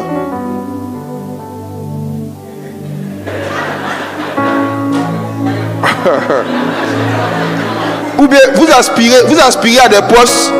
Vous aspirez à des fonctions, à des postes. Si tu arrives là-bas, on te donne une voiture. Moi, quand j'ai eu mon permis il y a quelques années, il ne m'était pas soucié de chercher à acquérir la capacité de conduire. Mais j'ai dit, bon, mais c'est quand il y a une voiture dans ma vie. Quand il me regarde, il y a ce qu'il y a sur mon compte. La voiture va venir quand? J'ai tout le temps. Et puis un matin, un jour, pendant que j'étais assistant comme ça, il y a eu un problème qui s'est passé là. Et puis on m'a informé que dans la semaine prochaine, je suis directeur. On m'informe que la semaine prochaine, il devient directeur. Et que j'aurai une voiture. Ah! Demandez au pasteur Folie, c'est lui qui m'a appris à conduire en un soir. Après, ici, aller voir. Il a appris à conduire. Il a dit en moins 24 heures, j'ai fait manuel et puis automatique. Il a dit que 24 heures, j'ai fait mes cours d'automatique d'abord. Après, je crois que j'étais Paul Bénard. Je crois que c'est Paul Bénard. Il m'a appris, il m'a donné mes cours de manuel. Je me suis débrouillé, j'ai roulé toute la nuit à Cocody. C'est-à-dire que j'ai roulé toute la nuit jusqu'au matin. Au lieu de faire veiller des prières, j'ai fait veiller de conduite. Oui. Parce qu'il m'a dit lundi, on te donne la clé. Il m'a demandé, tu as le permis. C'était vendredi. J'ai dit oui, il y a le permis. Il y a le permis. Il m'a demandé, tu as le permis. J'ai dit oui. Heureusement, il ne m'a pas demandé qui sait conduire. Il m'a demandé, tu as le permis. Donc, il n'est pas menti. Il y a le permis. Mais j'ai dit, je vous dis la vérité, 2 jours, nuit et jour. Lundi, ils m'ont donné la voiture. J'ai fait accident. Oui. On n'a pas besoin de baptême par immersion. Quand tu viens d'apprendre à conduire, tu dois faire ton baptême. Tu dois immerger quelqu'un. Mais quelqu'un va t'immerger. Ce qui est sûr, c'est le baptême. Vers le rond-point de la 2 là-bas, on s'est cogné là-bas. Mais ce qui est sûr, il a commencé à apprendre à conduire. Tu sais qu'il y a des capacités que tu n'as pas. Quand tu regardes tes capacités actuelles et puis les fonctions auxquelles tu aspires, est-ce que ça correspond? Prends ton temps libre, commence à apprendre vite.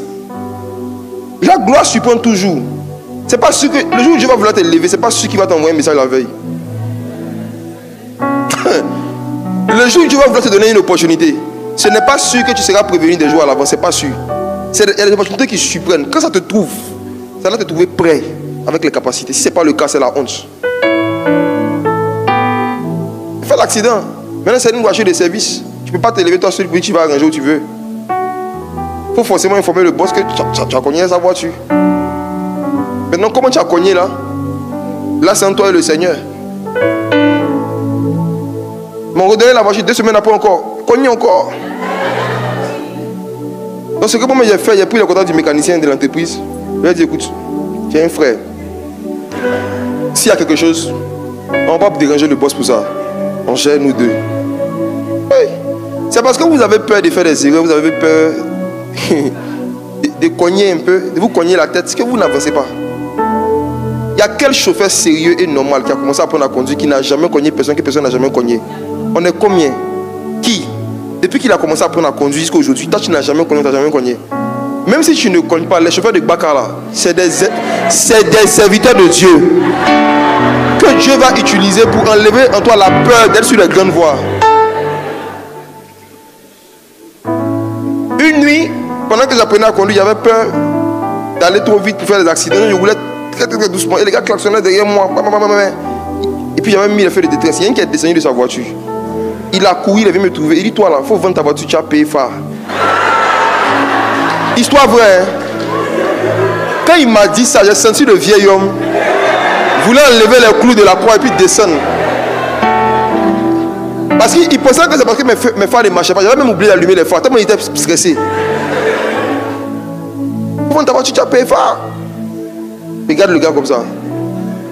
Une voix me dit, dis seulement un mot, dis seulement un mot. Dis un mot. Il dit non, ce n'est plus moi qui vis. C'est Christ. Christ qui vit en moi. Le maître a félicité les serviteurs qui ont fait l'effort d'aller chercher à acquérir les capacités et les talents qu'il ne leur a pas donné. Et c'est le cœur que Dieu a vis-à-vis de nous. C'est les attentes qu'il a vis-à-vis de nous. Venir t'asseoir devant lui pour prier pendant 8 heures, ça ne le touche pas. Hein. Il va vous dire quelque chose. Hein. Ne pensez pas que chanter beaucoup pour Dieu, ça le touche. Hein. Vous connaissez les anges qui chantent pour lui au ciel là-bas. Toi, ta voix, quand tu écoutes ta voix toi-même, et puis il faut penser un peu à la voix des anges. Hein. Tu peux? Tu peux pas? Toi, tu peux avec Michael? Gabriel? Tu peux pas? Ce que Dieu veut de nous, c'est qu'on puisse travailler pour lui. On a peu de temps. L'enlèvement est proche, la fin du monde est proche. Satan est en train de détruire des vies à grands pas. Satan est en train de plonger de plus en plus les gens dans les ténèbres. Les actions concrètes que nous on doit poser, on est la lumière du monde. On n'est pas la sonnerie du ciel. On va toujours chanter. arrivé à un moment là, il faut sortir un peu pour commencer à faire dans le monde les activités et puis les talents, les activités et puis les projets qu'on est censé faire pour mettre un peu de lumière dans la vie des gens. C'est là-bas que Dieu nous attend. Là-bas que Dieu nous attend. Maintenant, regardons le sort de celui qui a gardé son même talent pendant 15 ans. Verset 24. Matthieu chapitre 25, verset 24. Celui qui n'avait reçu qu'un talent s'approcha ensuite et il dit: Seigneur, je savais que tu es un homme dur, qui moissonne où tu n'as pas semé et qui amasse où tu n'as pas vanné. J'ai eu peur et je suis allé cacher ton talent dans la terre. Voici, prends ce qui est à toi. Dis avec moi, j'ai eu peur. J'ai eu peur. Et je suis allé cacher. Et je suis allé cacher. La plupart des gens qui se cachent, qui aiment se cacher ou qui aiment cacher ce qu'ils savent faire, c'est pas l'humilité. Hein.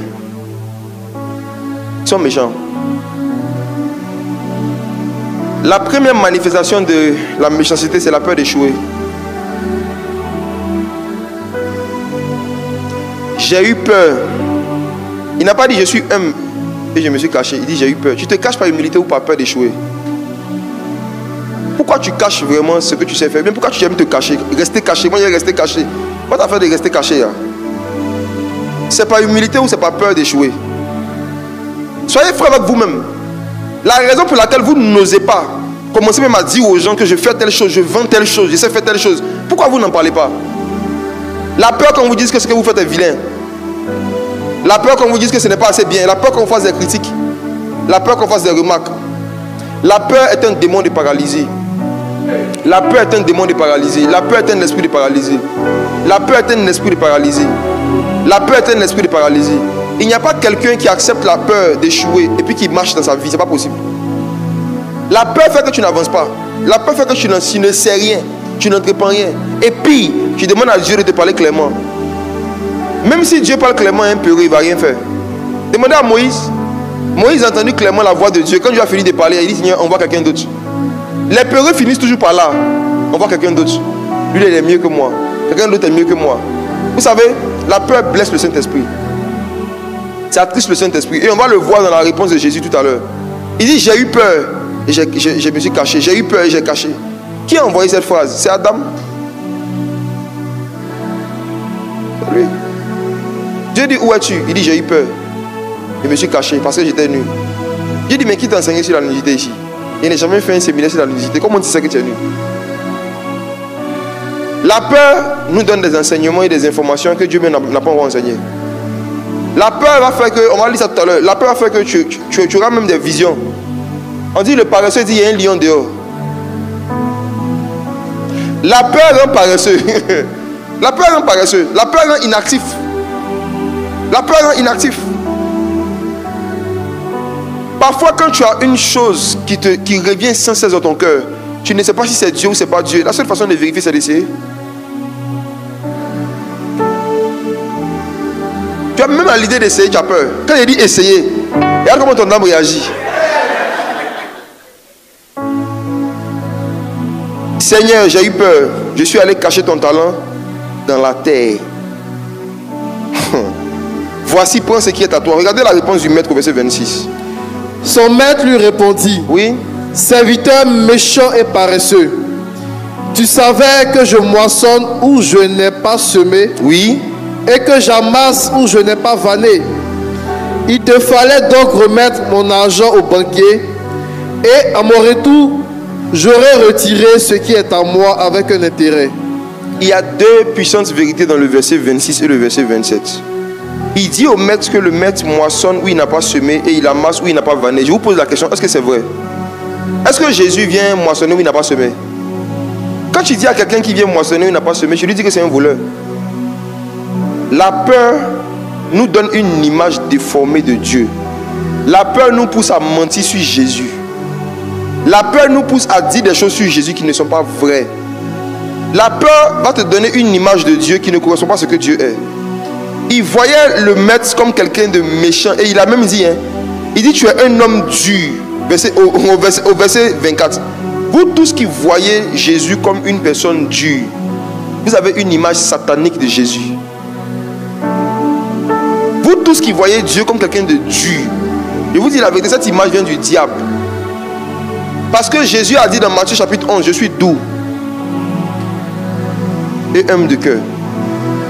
Voir Jésus comme un dur qui a un bâton dans sa main et qui est prêt à tout moment, à la première erreur, à nous taper sur la tête, c'est adorer un Jésus qui en fait dans nos têtes c'est Satan. Le diable met dans notre image, dans notre tête sa propre image et il nous fait croire que c'est l'image de Dieu. Tu es un homme dur. Si Jésus était dur, toi tu allais être ici aujourd'hui. Non, on a 4 fois. Si Jésus avait été dur avec nous, quand on a commencé à marcher avec lui, qui allait rester dans la foi? Il ne faut jamais se rappeler le dur du Seigneur nous a enlevé. Hein. Jésus est dur, c'est un homme dur. Le fait d'avoir une mauvaise image du maître a fait qu'il n'a pas voulu essayer des choses. Et je vous assure, votre capacité de vouloir essayer quelque chose dépend de l'image que vous avez de Jésus. La façon dont vous voyez Dieu, c'est ça qui va déterminer votre courage dans la vie. La façon dont vous voyez Dieu. La façon dont vous voyez Dieu. Quand j'ai eu le projet il y a quelques mois de commencer à évangéliser dans les lycées et les collèges de Côte d'Ivoire, d'Abidjan en particulier, j'en parlais comme ça, comme j'en parle à tout le monde. Et puis, il y a un pasteur qui m'a dit, est-ce que tu sais que l'État a voté une loi? Il dit que dans les écoles publiques, surtout les écoles publiques, il ne faudrait plus qu'il y ait les activités chrétiennes et tout ça. Il m'a dit ça, non? J'ai dit oui, je sais. Par exemple, aujourd'hui, on ne peut plus avoir accès au stade de l'université de Cocody comme avant. Voilà, c'est en train de venir. Au fur et à mesure, ils vont fermer en tout cas les espaces qui sont dans les écoles, les universités, pour certains événements chrétiens. Ils ont leurs raisons, ils ont leurs arguments pertinents. Mais j'ai dit, quand le pasteur m'a dit ça, vous savez, quand tu entends ça, si tu n'es pas exercé habile dans l'art de ne pas avoir peur, ça peut te dire, ça peut semer en toi une peur du genre, il ne faut pas que je vais commencer à aller faire des choses dans les endroits publics, les collèges publics, les lycées publics, et puis ça va me créer des problèmes à l'État. Donc, il vaut mieux attendre. Et l'esprit de peur est rentré comme ça. Je me suis rappelé que Paul a dit à Timothée, prêche l'évangile en toute occasion, favorable ou non. Favorable ou non. Moi, il n'y a plus le ou non là. Ça veut dire que pour prêcher l'évangile, les circonstances ne seront pas toujours favorables. Il faut prêcher quand même. J'ai pris ou non, puis je suis parti avec le ou non la semaine passée. Et je vais partir encore après les élections. Chaque semaine, je vais partir dans au moins 2 écoles minimum. Minimum 2 écoles. Parce que mon père travaille jusqu'à présent. Moi aussi, je travaille. Au moins 2 écoles. Et vous savez, quand vous voulez faire un projet, il y a toujours quelqu'un qui va vous faire voir le côté. Ce ne sont pas des mauvaises personnes, hein. Bien au contraire. Il faut que vous voyez tous les contours de ce dans quoi vous vous engagez. Moi, mais je suis très fort dedans. Moi, je vais te montrer le côté noir, même seulement pour voir si tu es sûr de ton affaire. Il faut qu'il y ait des gens qui vous montrent le côté négatif, les risques de ce dans quoi vous allez vous mettre. Mais comprenez une chose. Ce que tu réussis sur la terre ne dépend pas de qui tu es. Mais ça dépend de qui est celui qui est avec toi. La réussite d'une activité ou d'une entreprise, d'une action, ça ne dépend même pas de tes talents d'abord. Ça dépend de qui est celui qui est avec toi. Quand Dieu a appelé Moïse et qu'il lui a demandé de partir en Israël, Dieu a demandé à Moïse, s'il me demande qui je suis, qui suis-je, qu'est-ce que je vais leur répondre? Dieu a dit à Moïse, je serai avec toi. En d'autres termes, la personne que tu es n'est pas importante. Je serai avec toi. C'est celui qui est avec toi qui est important. Toi, tu n'es rien, même tu ne seras jamais rien. Je serai avec toi. Je serai avec toi. Je serai avec toi. Vous qui avez à cœur de commencer des petites actions, aller visiter les gens, aller prier pour des gens, faire des choses que vous ne faites pas, je vous dis la vérité. Si vous ne vous dépêchez pas, ce qui va se passer, c'est que Dieu va vous enlever ce talent-là. Il va donner à quelqu'un d'autre. Vous allez voir quelqu'un d'autre en train de faire la même chose que vous avez dans vos têtes. Et c'est là que la jalousie commence. J'avais pensé à ça. Moi aussi, je voulais faire ça. J'avais pensé à la même chose. J'avais pensé, mais ce ne sont pas les penseurs qui réussissent. Un célèbre penseur a dit, j'avais pensé. Mais qui par ses pensées a changé la vie de quelqu'un? Ce sont les actions qui changent les gens. Mes frères, peut-être que vous avez vu les extraits, un petit extrait de ce qui s'est passé au lycée Jeune Fille. Mais c'était vraiment un extrait parce que personne n'a pu filmer quoi que ce soit. Le caméraman s'est transformé en commando. Pianiste s'est transformé en délivreur. Tout s'est vraiment gâté. Je n'ai pas pu prêcher plus de 10 minutes. Mais vous savez ce qui s'est passé? C'est que quelques jours avant, j'avais demandé aux équipes de reporter le programme en novembre. Ils avaient oublié de faire passer l'information aux élèves. Donc pour moi, ce jour-là, il n'y avait pas d'activité. Pour vous expliquer qu'ils n'étaient pas prêts. Normalement, c'était de 13h à 16h l'évangélisation. J'avais dit reporter. Pour moi, ils avaient reporté. Donc, le jour du programme, jusqu'à encore à 13h30, j'étais en train de recevoir une cliente quelque part par rapport à un projet sur lequel on travaille.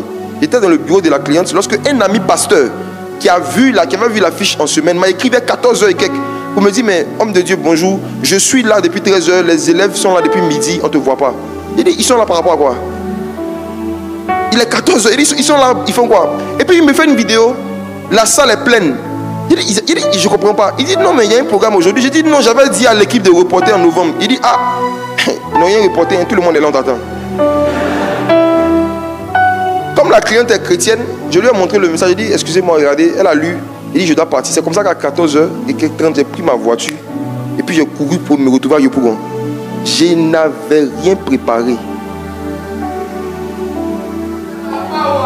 Il n'a rien préparé. Pour moi, l'évangélisation est reportée. Et puis j'arrive, je vois le préau est rempli. Ils ont mis des chaises autour du préau dans la couille. Mais ça fait des années que je marche avec quelqu'un. Il s'appelle le Saint-Esprit. Et il y a une chose que j'ai compris. Si je dois évangéliser, je ne demande jamais à Dieu de m'accompagner. C'est moi qui accompagne Dieu.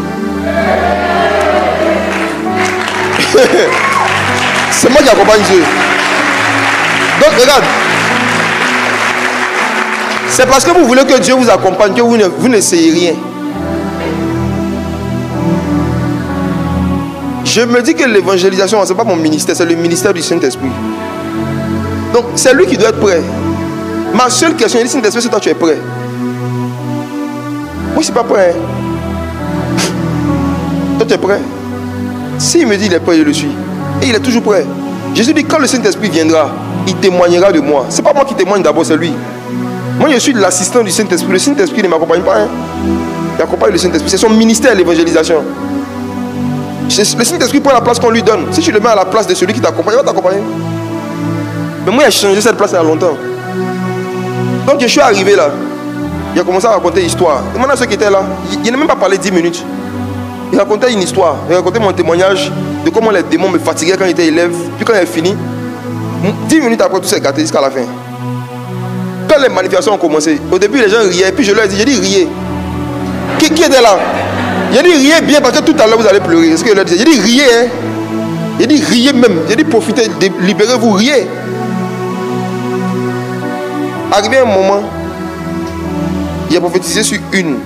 Et c'est là que les manifestations ont commencé jusqu'à la fin. Et c'était tellement violent que les professeurs me sont venus aider.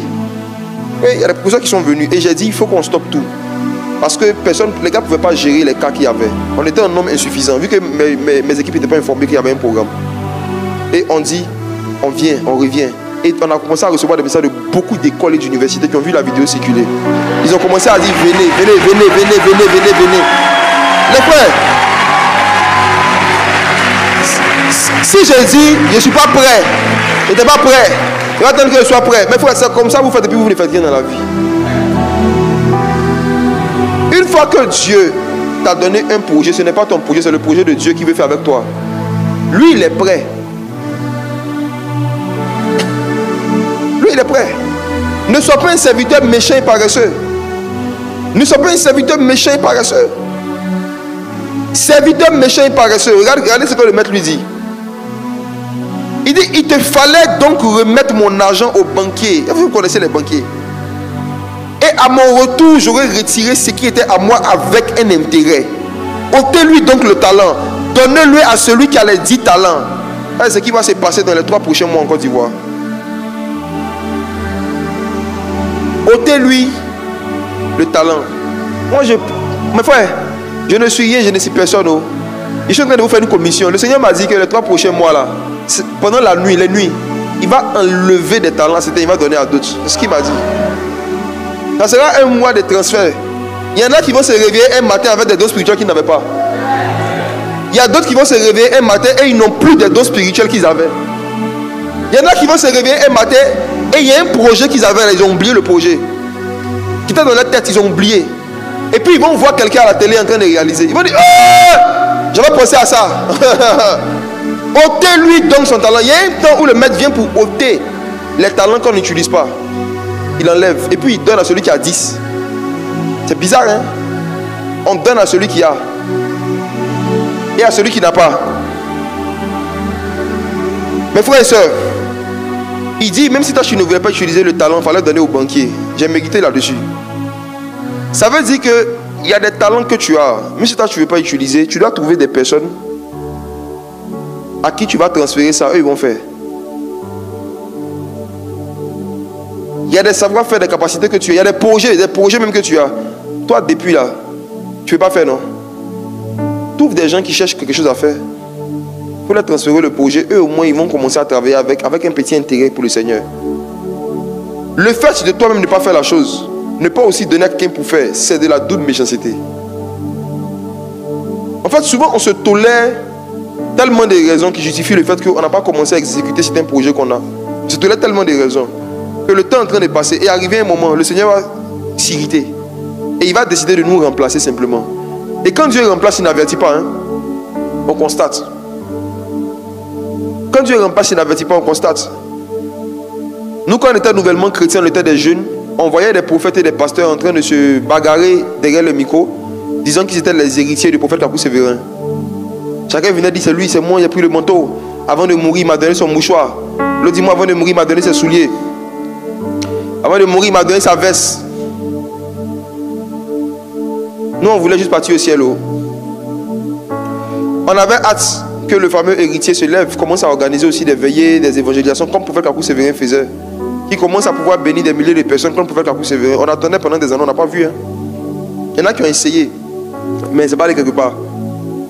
Je me suis rendu compte que c'est Dieu dans sa souveraineté qui décide qui doit prendre le relais par rapport à une œuvre qui est faite. Cela ne dépend ni de celui qui veut, ni de celui qui court, mais de celui à qui Dieu fait grâce.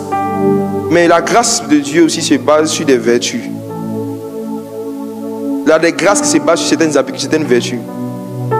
Il y a des gens à qui Dieu avait mis à cœur d'organiser certaines conférences, certains programmes. Ils ne l'ont pas fait. Ils ne l'ont pas fait. Il y a des gens qui avaient les moyens à une saison de se lever pour commencer à évangéliser la jeunesse. Ils ne l'ont pas fait. Ils ne l'ont pas fait. Dieu était là, il criait, qui enverrai-je, qui enverrai-je, qui enverrai-je. Personne n'entendait son cri. Maintenant, peut-être une nuit, il y a un gars qui ne dormait pas, il a entendu le cri. Il a commencé à faire. Maintenant, le problème, c'est quoi? C'est que la jalousie du regret est plus grave même que les autres types de jalousie. La jalousie du regret de ne pas avoir fait ce que Dieu t'a dit de faire et de voir quelqu'un d'autre en train de faire ça et de porter beaucoup de fruits. Cette jalousie-là peut être détruite pour toujours. Parce que c'est une jalousie mêlée de remords, mêlée de regrets, mêlée d'envie, mêlée de beaucoup de choses. Si je savais est une phrase qui a détruit la vie de beaucoup de personnes. Le Seigneur dit travailler pendant qu'il fait encore jour. Car la nuit vient où personne ne peut travailler. Ça veut dire qu'il y a une saison. Chaque travail que tu te mets à cœur de faire, il y a une période, il y a une saison. Si tu rates la saison et que tu paresses, à cause de la paresse, tu rates la saison, ce qui va t'arriver, c'est beaucoup de regrets, beaucoup de remords, des pleurs et des grincements de dents. Et je le répète et je le dis, le Seigneur m'avait dit que ces 3 derniers mois de l'année en Côte d'Ivoire, dans le monde spirituel et dans la sphère politique et professionnelle, il y aura beaucoup de remplacements. Beaucoup de remplacements d'autorité. Beaucoup de gens vont perdre leur autorité politique, leur autorité financière, leur autorité prophétique. Dieu va retirer à beaucoup de personnes et Dieu va élever d'autres personnes souverainement.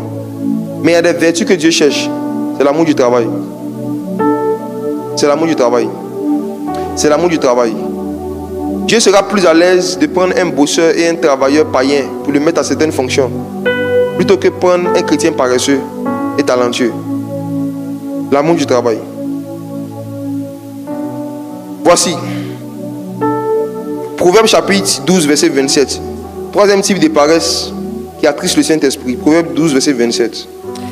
Le paresseux ne retire pas son gibier, mais le précieux trésor d'un homme, c'est l'activité.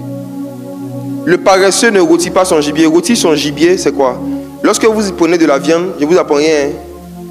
Surtout par rapport à la viande de bouche, je pense que je vous apprends rien. Le gibier, c'est ça en fait. C'est le nom français de la viande de bouche, le gibier. Alors, quand vous prenez de la viande, le goût que la viande a dépend du feu par lequel on le fait passer. Vous voyez?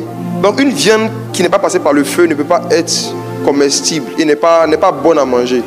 De la même façon, chaque talent que Dieu nous donne est un gibier. Chaque capacité que Dieu nous donne est un gibier. C'est censé passer au feu. Le feu de la réflexion, le feu de la planification, le feu de l'organisation. Il y a des gens qui ont des gibiers ici qui ne sont pas bien préparés, mais ils veulent servir ça en Côte d'Ivoire. Ils servent, les gens ne payent pas, les gens ne sont pas gentils. Parfois, vous n'avez pas pris assez de temps pour rôtir votre gibier. C'est-à-dire vous asseoir pour bien travailler l'idée, bien travailler le projet, bien regarder les tenants, les aboutissants, voir qu'est-ce que les gens aiment, qu'est-ce que les gens n'aiment pas. Parfois, rôtir son gibier, c'est perfectionner quelque chose qu'on a déjà. C'est-à-dire la chose est là à l'état brut. Mais on cherche à ajouter des choses ou à mettre des choses autour pour pouvoir perfectionner. Et il dit le paresseux ne rôtit pas son gibier. Les paresseux aiment faire un minimum d'efforts pour avoir le maximum de résultats. Que Dieu nous délivre de cette attitude. Je passe rapidement à la quatrième type de paresse. C'est la paresse qui transforme la paresse en don de révélation. Quand la paresse devient un don de révélation. Proverbe 22, verset 13. Proverbe 22, verset 13, ça dit quoi? Le paresseux dit, il y a un lion dehors, je serai tué dans les rues. Il y a un lion dehors? Je serai tué dans les rues. Qui ici a déjà sorti de sa maison et puis la vie lion dans la rue? Ce que Dieu essaie de dire, c'est que la paresse fait voir des problèmes qui n'existent pas. La paresse fait voir des blocages qui n'existent pas. La paresse amplifie ou aggrave des petits problèmes, même les problèmes existants. La paresse amplifie. Pourquoi le paresseux dit qu'il y a un lion dehors? Parce qu'il a vu un chat passer. Quand le paresseux voit un chat, il dit c'est un lion. Les paresseux aiment aggraver des petits problèmes. Ça dit que, je n'ai pas envie de donner des exemples, mais ça dit des petits blocages. Ils vont t'expliquer, tu vas avoir l'impression que ce n'est pas un blocage, mais c'est un bunker. Mais quand toi-même tu vas venir devant la situation, tu vas voir qu'on aurait pu régler ça. C'est la paresse. La paresse de ne pas réfléchir beaucoup, faire beaucoup d'efforts pour trouver une solution. Dès qu'il y a un obstacle, on arrête. Dès qu'il y a un blocage, on dit on ne peut pas faire. Dès qu'il y a un problème, on dit non, ça on ne peut pas. Mes frères et sœurs, lorsque vous développez la paresse à un certain niveau, vous commencez à avoir des visions. Vous commencez à voir des choses qui n'existent pas, même dans les songes. Le paresseux dit il y a un lion dans les rues. Regardons un autre verset. Proverbe 20, verset 4. À cause du froid, le paresseux ne laboure pas. À la moisson, il voudrait récolter, mais il n'y a rien. À cause du froid. Très bien. Faites attention à la saison des pluies. Les saisons des pluies révèlent les comportements des gens. Quand il dit à cause du froid, vous savez, dans tous les pays du monde, il y a un moment où il fait plus froid que d'habitude. C'est à ce moment-là que l'esprit de paresse même se manifeste puissamment même. À cause du froid, le paresseux ne laboure pas. Ça veut dire qu'à cause du climat, à cause de la température, il y a des activités et des actions que le paresseux est censé faire qu'il ne fait pas. Combien de chrétiens décident de ne pas aller à l'église quand il pleut? Le sel de la terre. Ils sont trop sels. S'il pleut, ils vont fondre. Mais quand c'est pour aller chercher de l'argent, non, supposons que dimanche à 9h, quelqu'un t'appelle, il te donne rendez-vous à 9h30 pour prendre 5 millions à Bobo derrière Aïe, sous une pluie battante. Que ferais-tu? Une forte pluie qui dure depuis 3 heures de temps, 5 millions à Bobo derrière Aïe. Il y en a qui vont nager. Il y en a qui vont payer bateau. Même s'il y a inondation, ils vont ramer pour partir. Les sacrifices et les efforts qu'on est prêt à faire pour surmonter un blocage existant, ça détermine vraiment nos vertus, hein, et ça détermine aussi notre intérêt pour la chose qu'on veut avoir. Je vous laisse un verset méditer avec. Je vais rapidement sur le 5e type de paresse. C'est avoir plus de désir d'avoir des choses que le désir de faire des activités pour avoir ces choses. Les gens qui ont beaucoup de désirs, de rêves, mais qui ne prennent pas beaucoup d'initiatives. Proverbe 21, verset 25 à 26. Je vais terminer avec ça. Les désirs du paresseux le tuent, parce que ses mains refusent de travailler. Les désirs du paresseux le tuent parce que ses mains décident de travailler, oui. Tout le jour, il éprouve des désirs, mais le juste donne sans parcimonie. Les désirs du paresseux le tuent. Ce que j'ai compris récemment par ce verset, c'est que chaque désir d'un paresseux est un esprit de mort. Les désirs des paresseux sont des esprits de mort. Les désirs d'un paresseux peuvent le tuer lui-même et puis tuer ceux qui veulent le financer. Là. On dit pourquoi ces désirs le tuent? Parce que ses mains refusent de travailler. Ça veut dire que c'est des personnes qui vont vous parler des grands projets, qui ont de grandes ambitions, de grands désirs. Maintenant, le travail qu'il faut faire, les actions qu'il faut poser, les activités qu'il faut mener pour pouvoir réaliser ces désirs-là, vous allez voir dans les activités qui ne sont pas prêts. Il veut que quelqu'un d'autre les fasse. Ou bien il veut faire une partie, mais avoir des grands résultats. Même dans le ministère, même dans les histoires d'église, il y a trop de nos confrères qui sont paresseux. Pourquoi ils sont paresseux? Les gens veulent prêcher 2 fois par semaine, 3 fois par semaine seulement, comme des princesses, et puis avoir des méga church. Les gens n'évangélisent plus, ils ne veulent plus évangéliser. Ils ne cherchent pas à se déplacer, à aller dans les endroits où il y a des païens pour parler de Jésus. Mais ils veulent que les églises soient remplies. Ah, c'est rempli comment? Des gens ne veulent pas régulièrement faire un travail sur les réseaux sociaux, d'édifier les gens régulièrement, mais ils veulent avoir beaucoup d'abonnés. On fait ça comment? Les désirs du paresseux le tuent. Parce que le travail que sa main doit faire pour avoir le résultat, là, le paresseux ne veut pas faire ce travail, mais il a des désirs.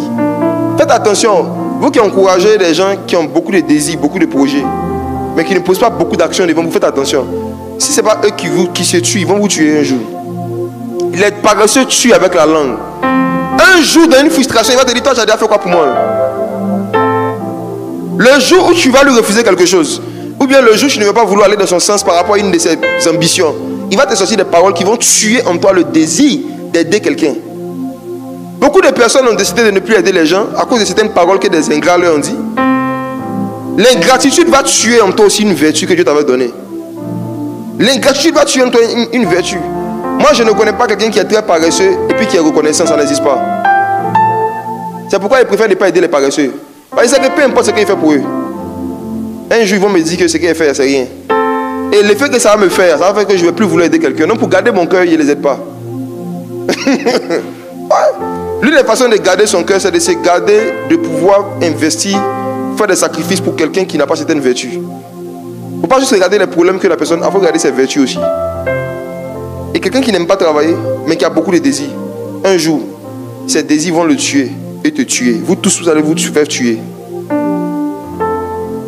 Il y a plein ici, vous avez tué vos parents émotionnellement. Comme je dis, il y a des paroles que vous avez dit à vos parents. Il y a des paroles que vous avez dit aux parents. Il y a des réactions que vous avez eues. Parce qu'ils avaient refusé de faire certaines choses. Ou parce que pendant un moment, ils n'ont pas fait certaines choses. Vous avez parlé comme si on n'avait jamais rien fait pour vous. Ça tue dans le cœur de vos parents le désir même de faire quelque chose de particulier ou de nouveau. Et souvent, vous continuez vos vies, vous ne partez pas vous excuser. Quand on parle comme ça, souvent, le Saint-Esprit rappelle des épisodes à certains.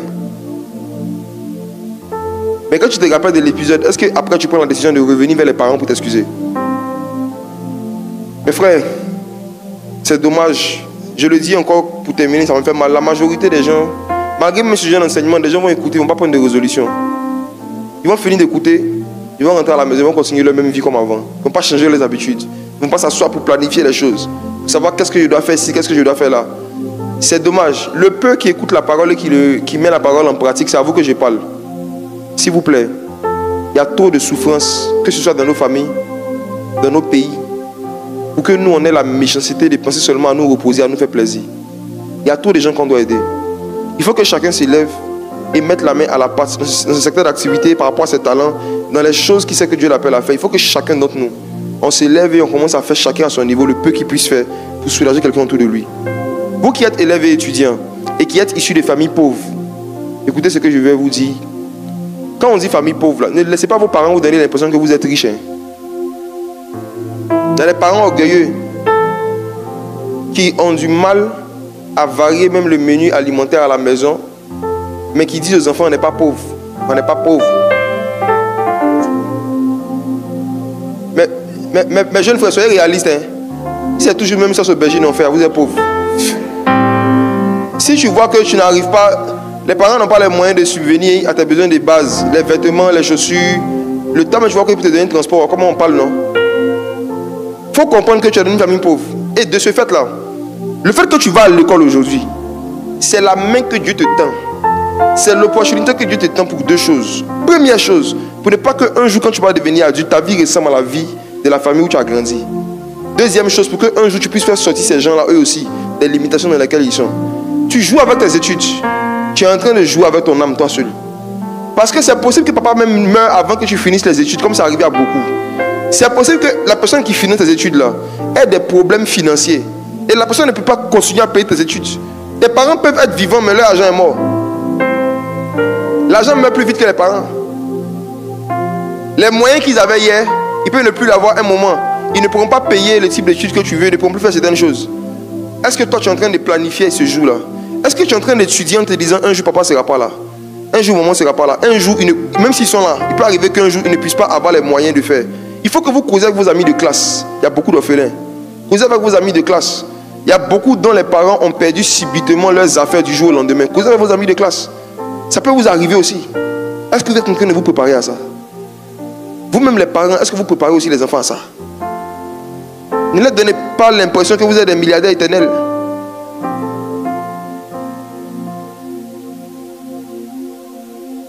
Il y a beaucoup ici, vous n'avez pas pitié de vos parents. Vous êtes méchants et paresseux. Si vous saviez les sacrifices que vos parents faisaient pour qu'on puisse payer vos fournitures, vous n'avez pas passé tout votre temps sur TikTok. Il faut arriver à un moment de sa vie où dit, je ne suis pas un enfant de Satan, donc je vais arrêter d'être aussi méchant que lui. Même si vous étiez sorcier, même pour être sorcier, tu peux pas être paresseux. Il y a réunion chaque nuit. Ça dit que même si tu es sorcier, là, peu importe ce que tu fais la journée, ils vont venir te réveiller vers minuit, 1h pour aller t'envoler. Et puis tu dois rentrer dans ton corps avant 5 heures pour te réveiller le matin pour t'apporter encore pour aller à l'école. Tu vois que la paresse, là, ça ne vient d'aucun royaume. C'est vraiment charnel. Il faut qu'arrive un moment, chacun prenne des décisions de dire, est-ce que je suis en train de chercher à beaucoup travailler pour pouvoir soulager quelqu'un?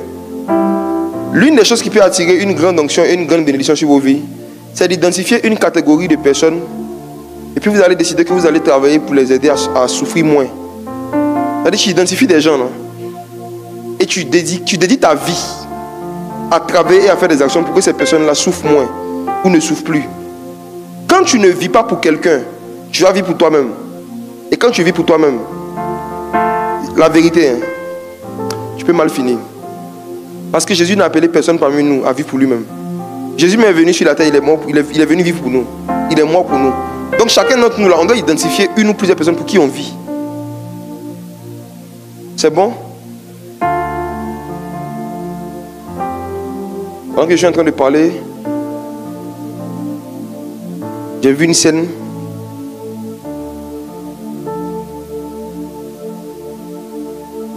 Quand j'ai touché le point des personnes qui ont perdu subitement ceux qui finançaient leurs études, il y a quelqu'un dans son cœur, dans son esprit, ça t'a rappelé des souvenirs.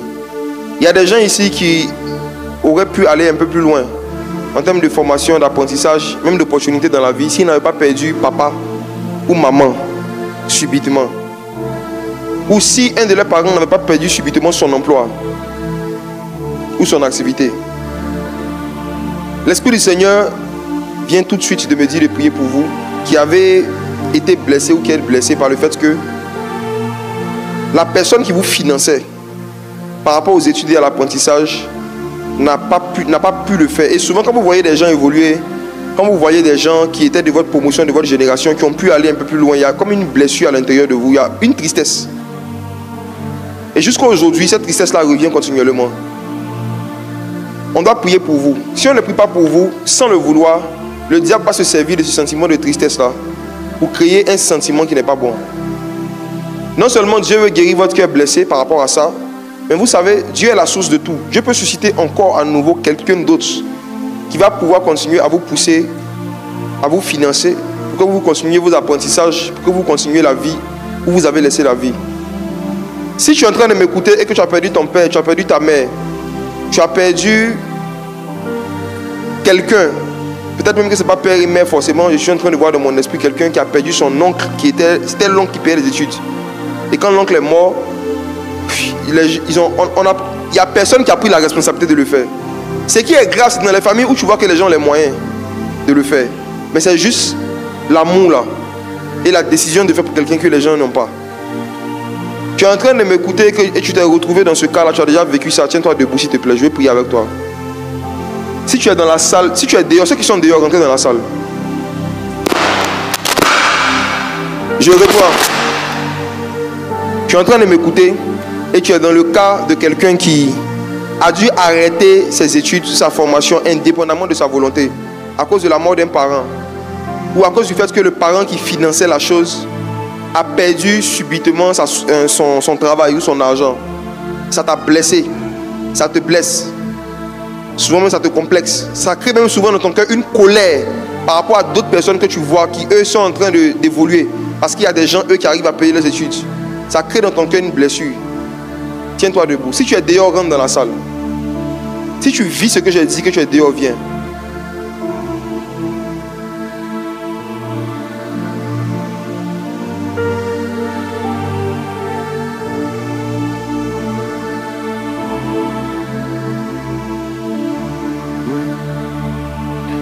Esprit de Dieu,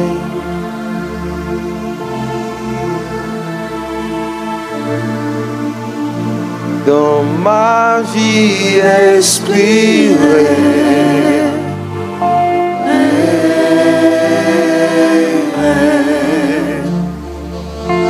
Esprit de Dieu,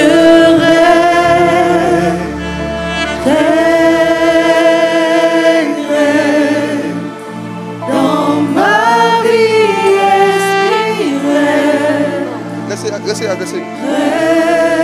Vous pouvez rester là-bas. Donnez-moi juste l'instrumental. Donnez-moi juste l'instrumental. Donnez-moi l'instrumental seulement.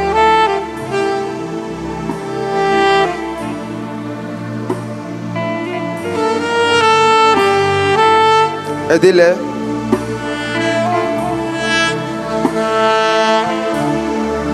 Aidez-les. Aidez-les.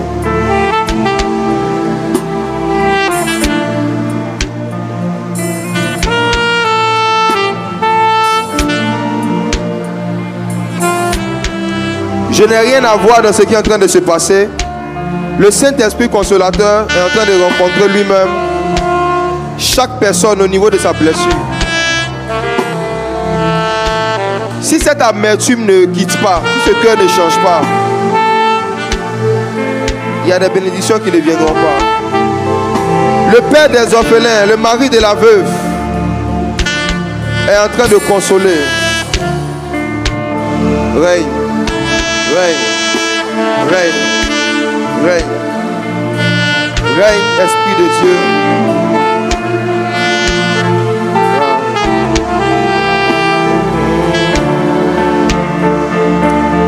Esprit de Dieu, règne.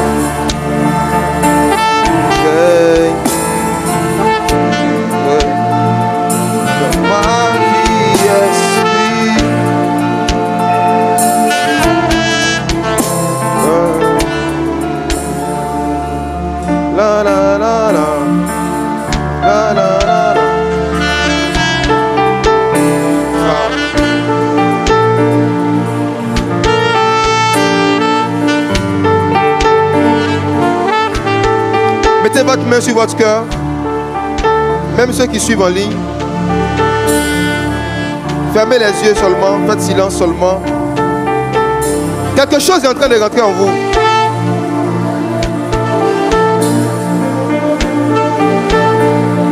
Je vais vous donner un cœur nouveau ce matin. La la la la. La la la la. La la la la. La la la la. La la la la. Chaleur. La la la la. Andele kondele anda souple la paix. Ole andele dosi la paix. A la bronde de pelos capille. Elevanta la rendole sacandele. La la la la. La la la la. Plentos. Il a monte blados. Chalet comble de ve. Iradique l'endové. Les brandous que valé. Au brandous ciblé. Des bras. Stade. Des bras.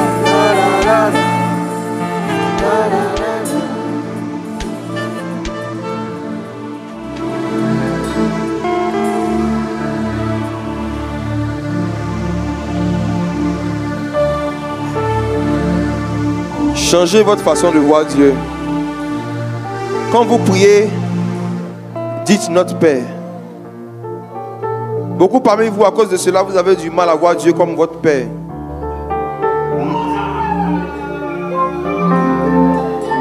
Je te dis, est-ce que Dieu existe? Est-ce que Dieu existe? Est-ce que Dieu existe? Est-ce que Dieu existe vraiment?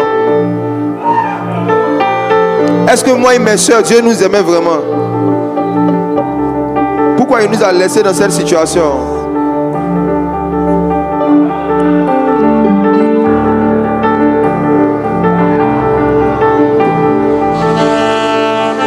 Il existe un Dieu dans les cieux qui se révèle avec puissance à ceux qui l'invoquent comme Père, à ceux qui l'invoquent comme Père, comme Père.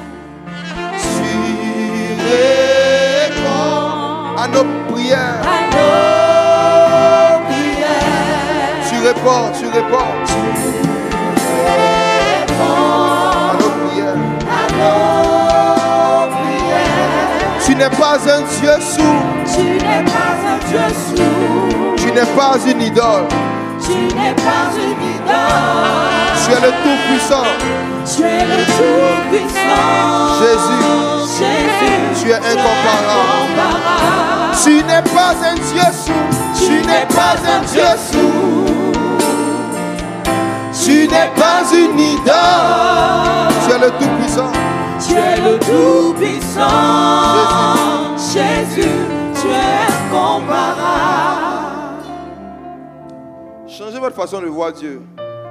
Quand vous priez, dites notre Père. Il n'est pas un serviteur dur et méchant, non. Notre Père. Il y a une nouvelle saison qui commence pour vous tous à partir de ce matin. Dieu va passer par toi pour aider des orphelins et d'autres personnes à devenir ce que tu n'as pas eu l'opportunité de devenir. Vous savez, dans la marche avec Dieu, il y a quelque chose que Dieu fait. Dieu montre Canaan à Abraham, mais ce n'est pas Abraham qui rentre à Canaan, ce sont ses enfants, sa postérité. Il y a des projets, il y a des personnalités que Dieu t'a montrées, même dans des songes. C'est pour toi et ta postérité. Chaque fois que Dieu fait une promesse à un homme, c'est pour lui et sa postérité. Pour lui et sa postérité. Même si tu n'as pas eu le temps de faire tout ce que tu aurais voulu faire sur la terre, ta postérité va le faire. Quand je parle de ta postérité, je parle des enfants qui vont sortir de toi. Et quand je parle des enfants qui vont sortir de toi, je ne parle pas d'abord d'enfants physiques. Non. Je parle des enfants spirituels que tu vas gagner par l'évangélisation. Le premier processus d'enfantement que Dieu avait mis sur la terre, ce n'est pas l'accouchement, c'est l'évangélisation.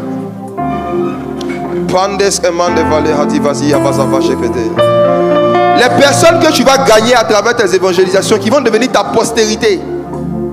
Même si toi tu n'as pas terminé ce que tu étais censé faire, toi et ta postérité, vous allez le faire. Maintenant, je prends autorité contre tout esprit de mort qui a profité de cette douleur pour venir s'asseoir dans la vie de quelqu'un.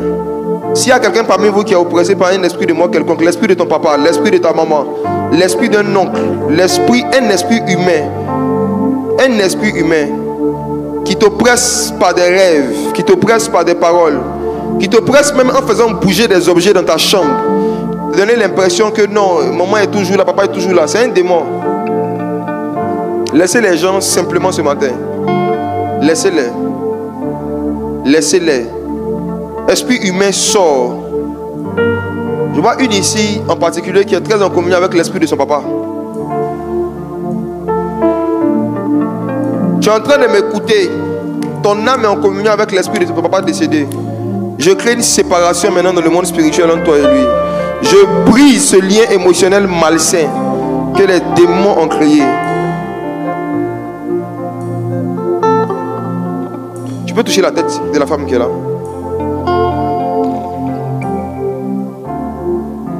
L'esprit humain. Aidez-la. S'éloigne d'elle. Seigneur, console-la. Oh Jésus. Oh Jésus. Oh Jésus. Oh Jésus. Ah!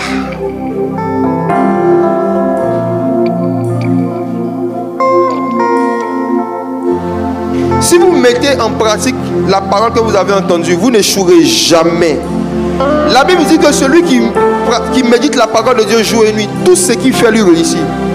Il y a la possibilité de mener une vie où tu brilles dans tous les domaines, où tout ce que tu fais te réussit.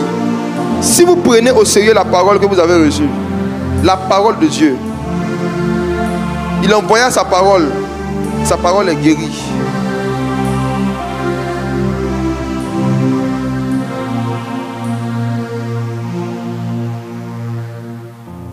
Saint-Esprit, merci pour l'œuvre que tu fais dans le cœur. Merci pour toutes ces personnes que tu consoles, que ce soit ici ou en ligne. Nous voulons vraiment devenir des sources de consolation et de bénédiction pour ceux qui souffrent. Je prie que tu nous aides à mettre ces choses en pratique, que la paresse ne soit plus nommée au milieu de nous au nom de Jésus. Que nous puissions nous lever, poser les actions que nous sommes censés poser, réaliser les projets que nous sommes censés réaliser pour qu'on devienne des sources de bénédiction pour notre entourage. Merci pour cette œuvre que tu fais dans le cœur ce matin. Je te recommande chaque âme malade, chaque âme blessée. Je prie que tu continues de leur parler par ta parole et de te révéler à eux tout au long de cette semaine. Merci pour ta grâce. C'est au nom de Jésus, le Fils de Dieu, que j'ai prié. Amen. Amen.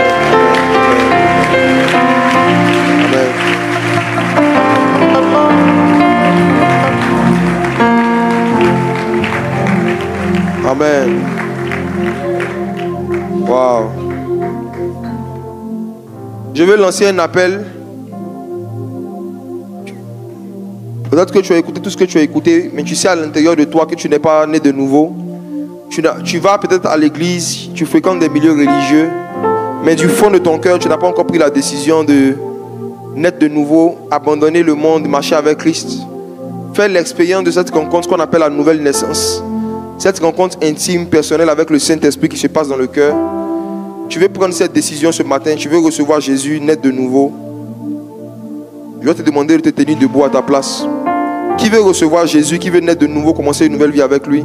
Si tu es dehors, dans la salle, peu importe où tu es, je peux te tenir debout. Qui veut donner sa vie à Jésus, qui veut recevoir Jésus, commencer une nouvelle marche avec lui? S'il y a des gens dehors, faites-les rentrer. Si quelqu'un a pris la décision dehors, aidez la personne à rentrer. Si tu veux recevoir Christ, marcher en nouveauté de vie, commencer une nouvelle vie avec lui, viens me voir devant. Tu peux t'avancer vers moi.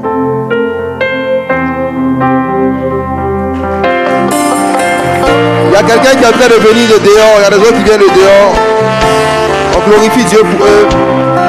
Tu veux marcher avec Jésus, viens devant, viens me voir.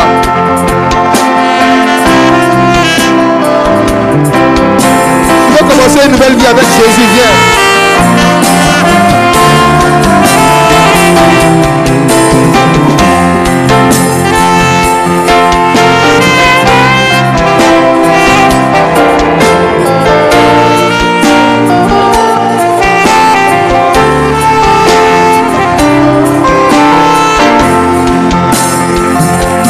ce pays, dans ce continent, Dans le monde entier,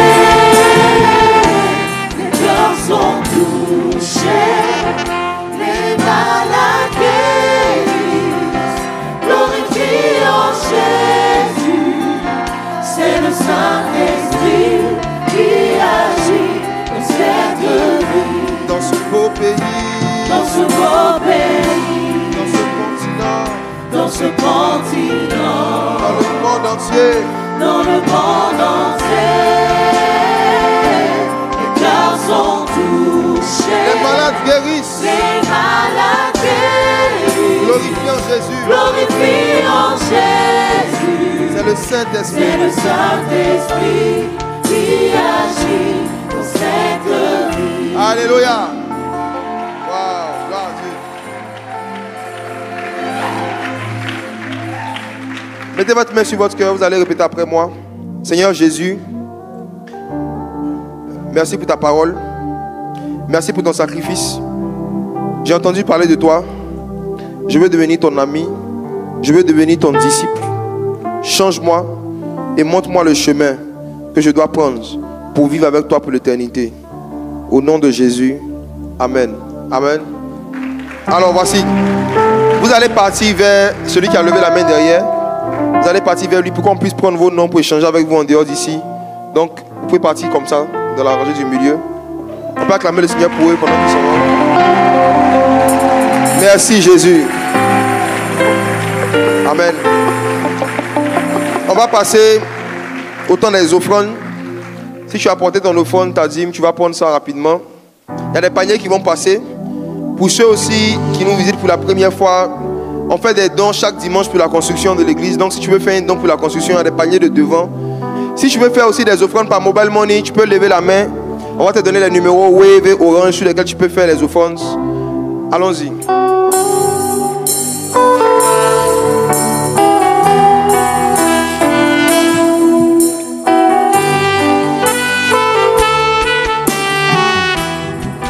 Car Dieu est un Dieu puissant, il règne de son Saint-Lieu avec sagesse, amour. Oui, Dieu est un Dieu puissant. Car Dieu est un Dieu puissant, il règne de son Saint-Lieu avec sagesse, amour. Oui, Dieu est un Dieu puissant. Car Dieu est un Dieu puissant, il règne de son Saint-Lieu avec sagesse, amour. Oui, Dieu est un Dieu puissant. Car Dieu est un Dieu puissant, il règne de son Saint-Lieu avec sagesse, amour. Oui, Dieu est un Dieu puissant. il règne, oui, il règne. Oui, il règne. Il règne, Jésus règne. Car Dieu est un Dieu puissant. Oh, il règne, oui, il règne. Il règne. Oui, il règne. Il règne, mon Dieu règne. Car Dieu est un Dieu Oh, puissant.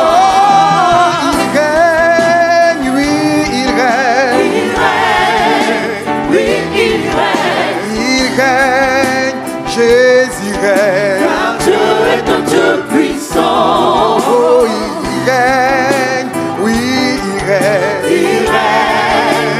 Oui, il règne. Il règne, mon Dieu règne. Dieu est un Dieu puissant. Car Dieu est un Dieu puissant, il règne de son Saint-Lieu avec sagesse, amour. Oui, Dieu est un Dieu puissant. car Dieu Car Dieu est un Dieu puissant, il règne de son Saint-Lieu avec sagesse, amour. Oui, Dieu est un Dieu puissant. Alléluia. Alors, je veux vous donner quelques informations. Après, on va écouter les annonces. Et puis, on va partir. Aujourd'hui, après le culte, je serai là pour une séance de dédicace des livres, comme on a fait.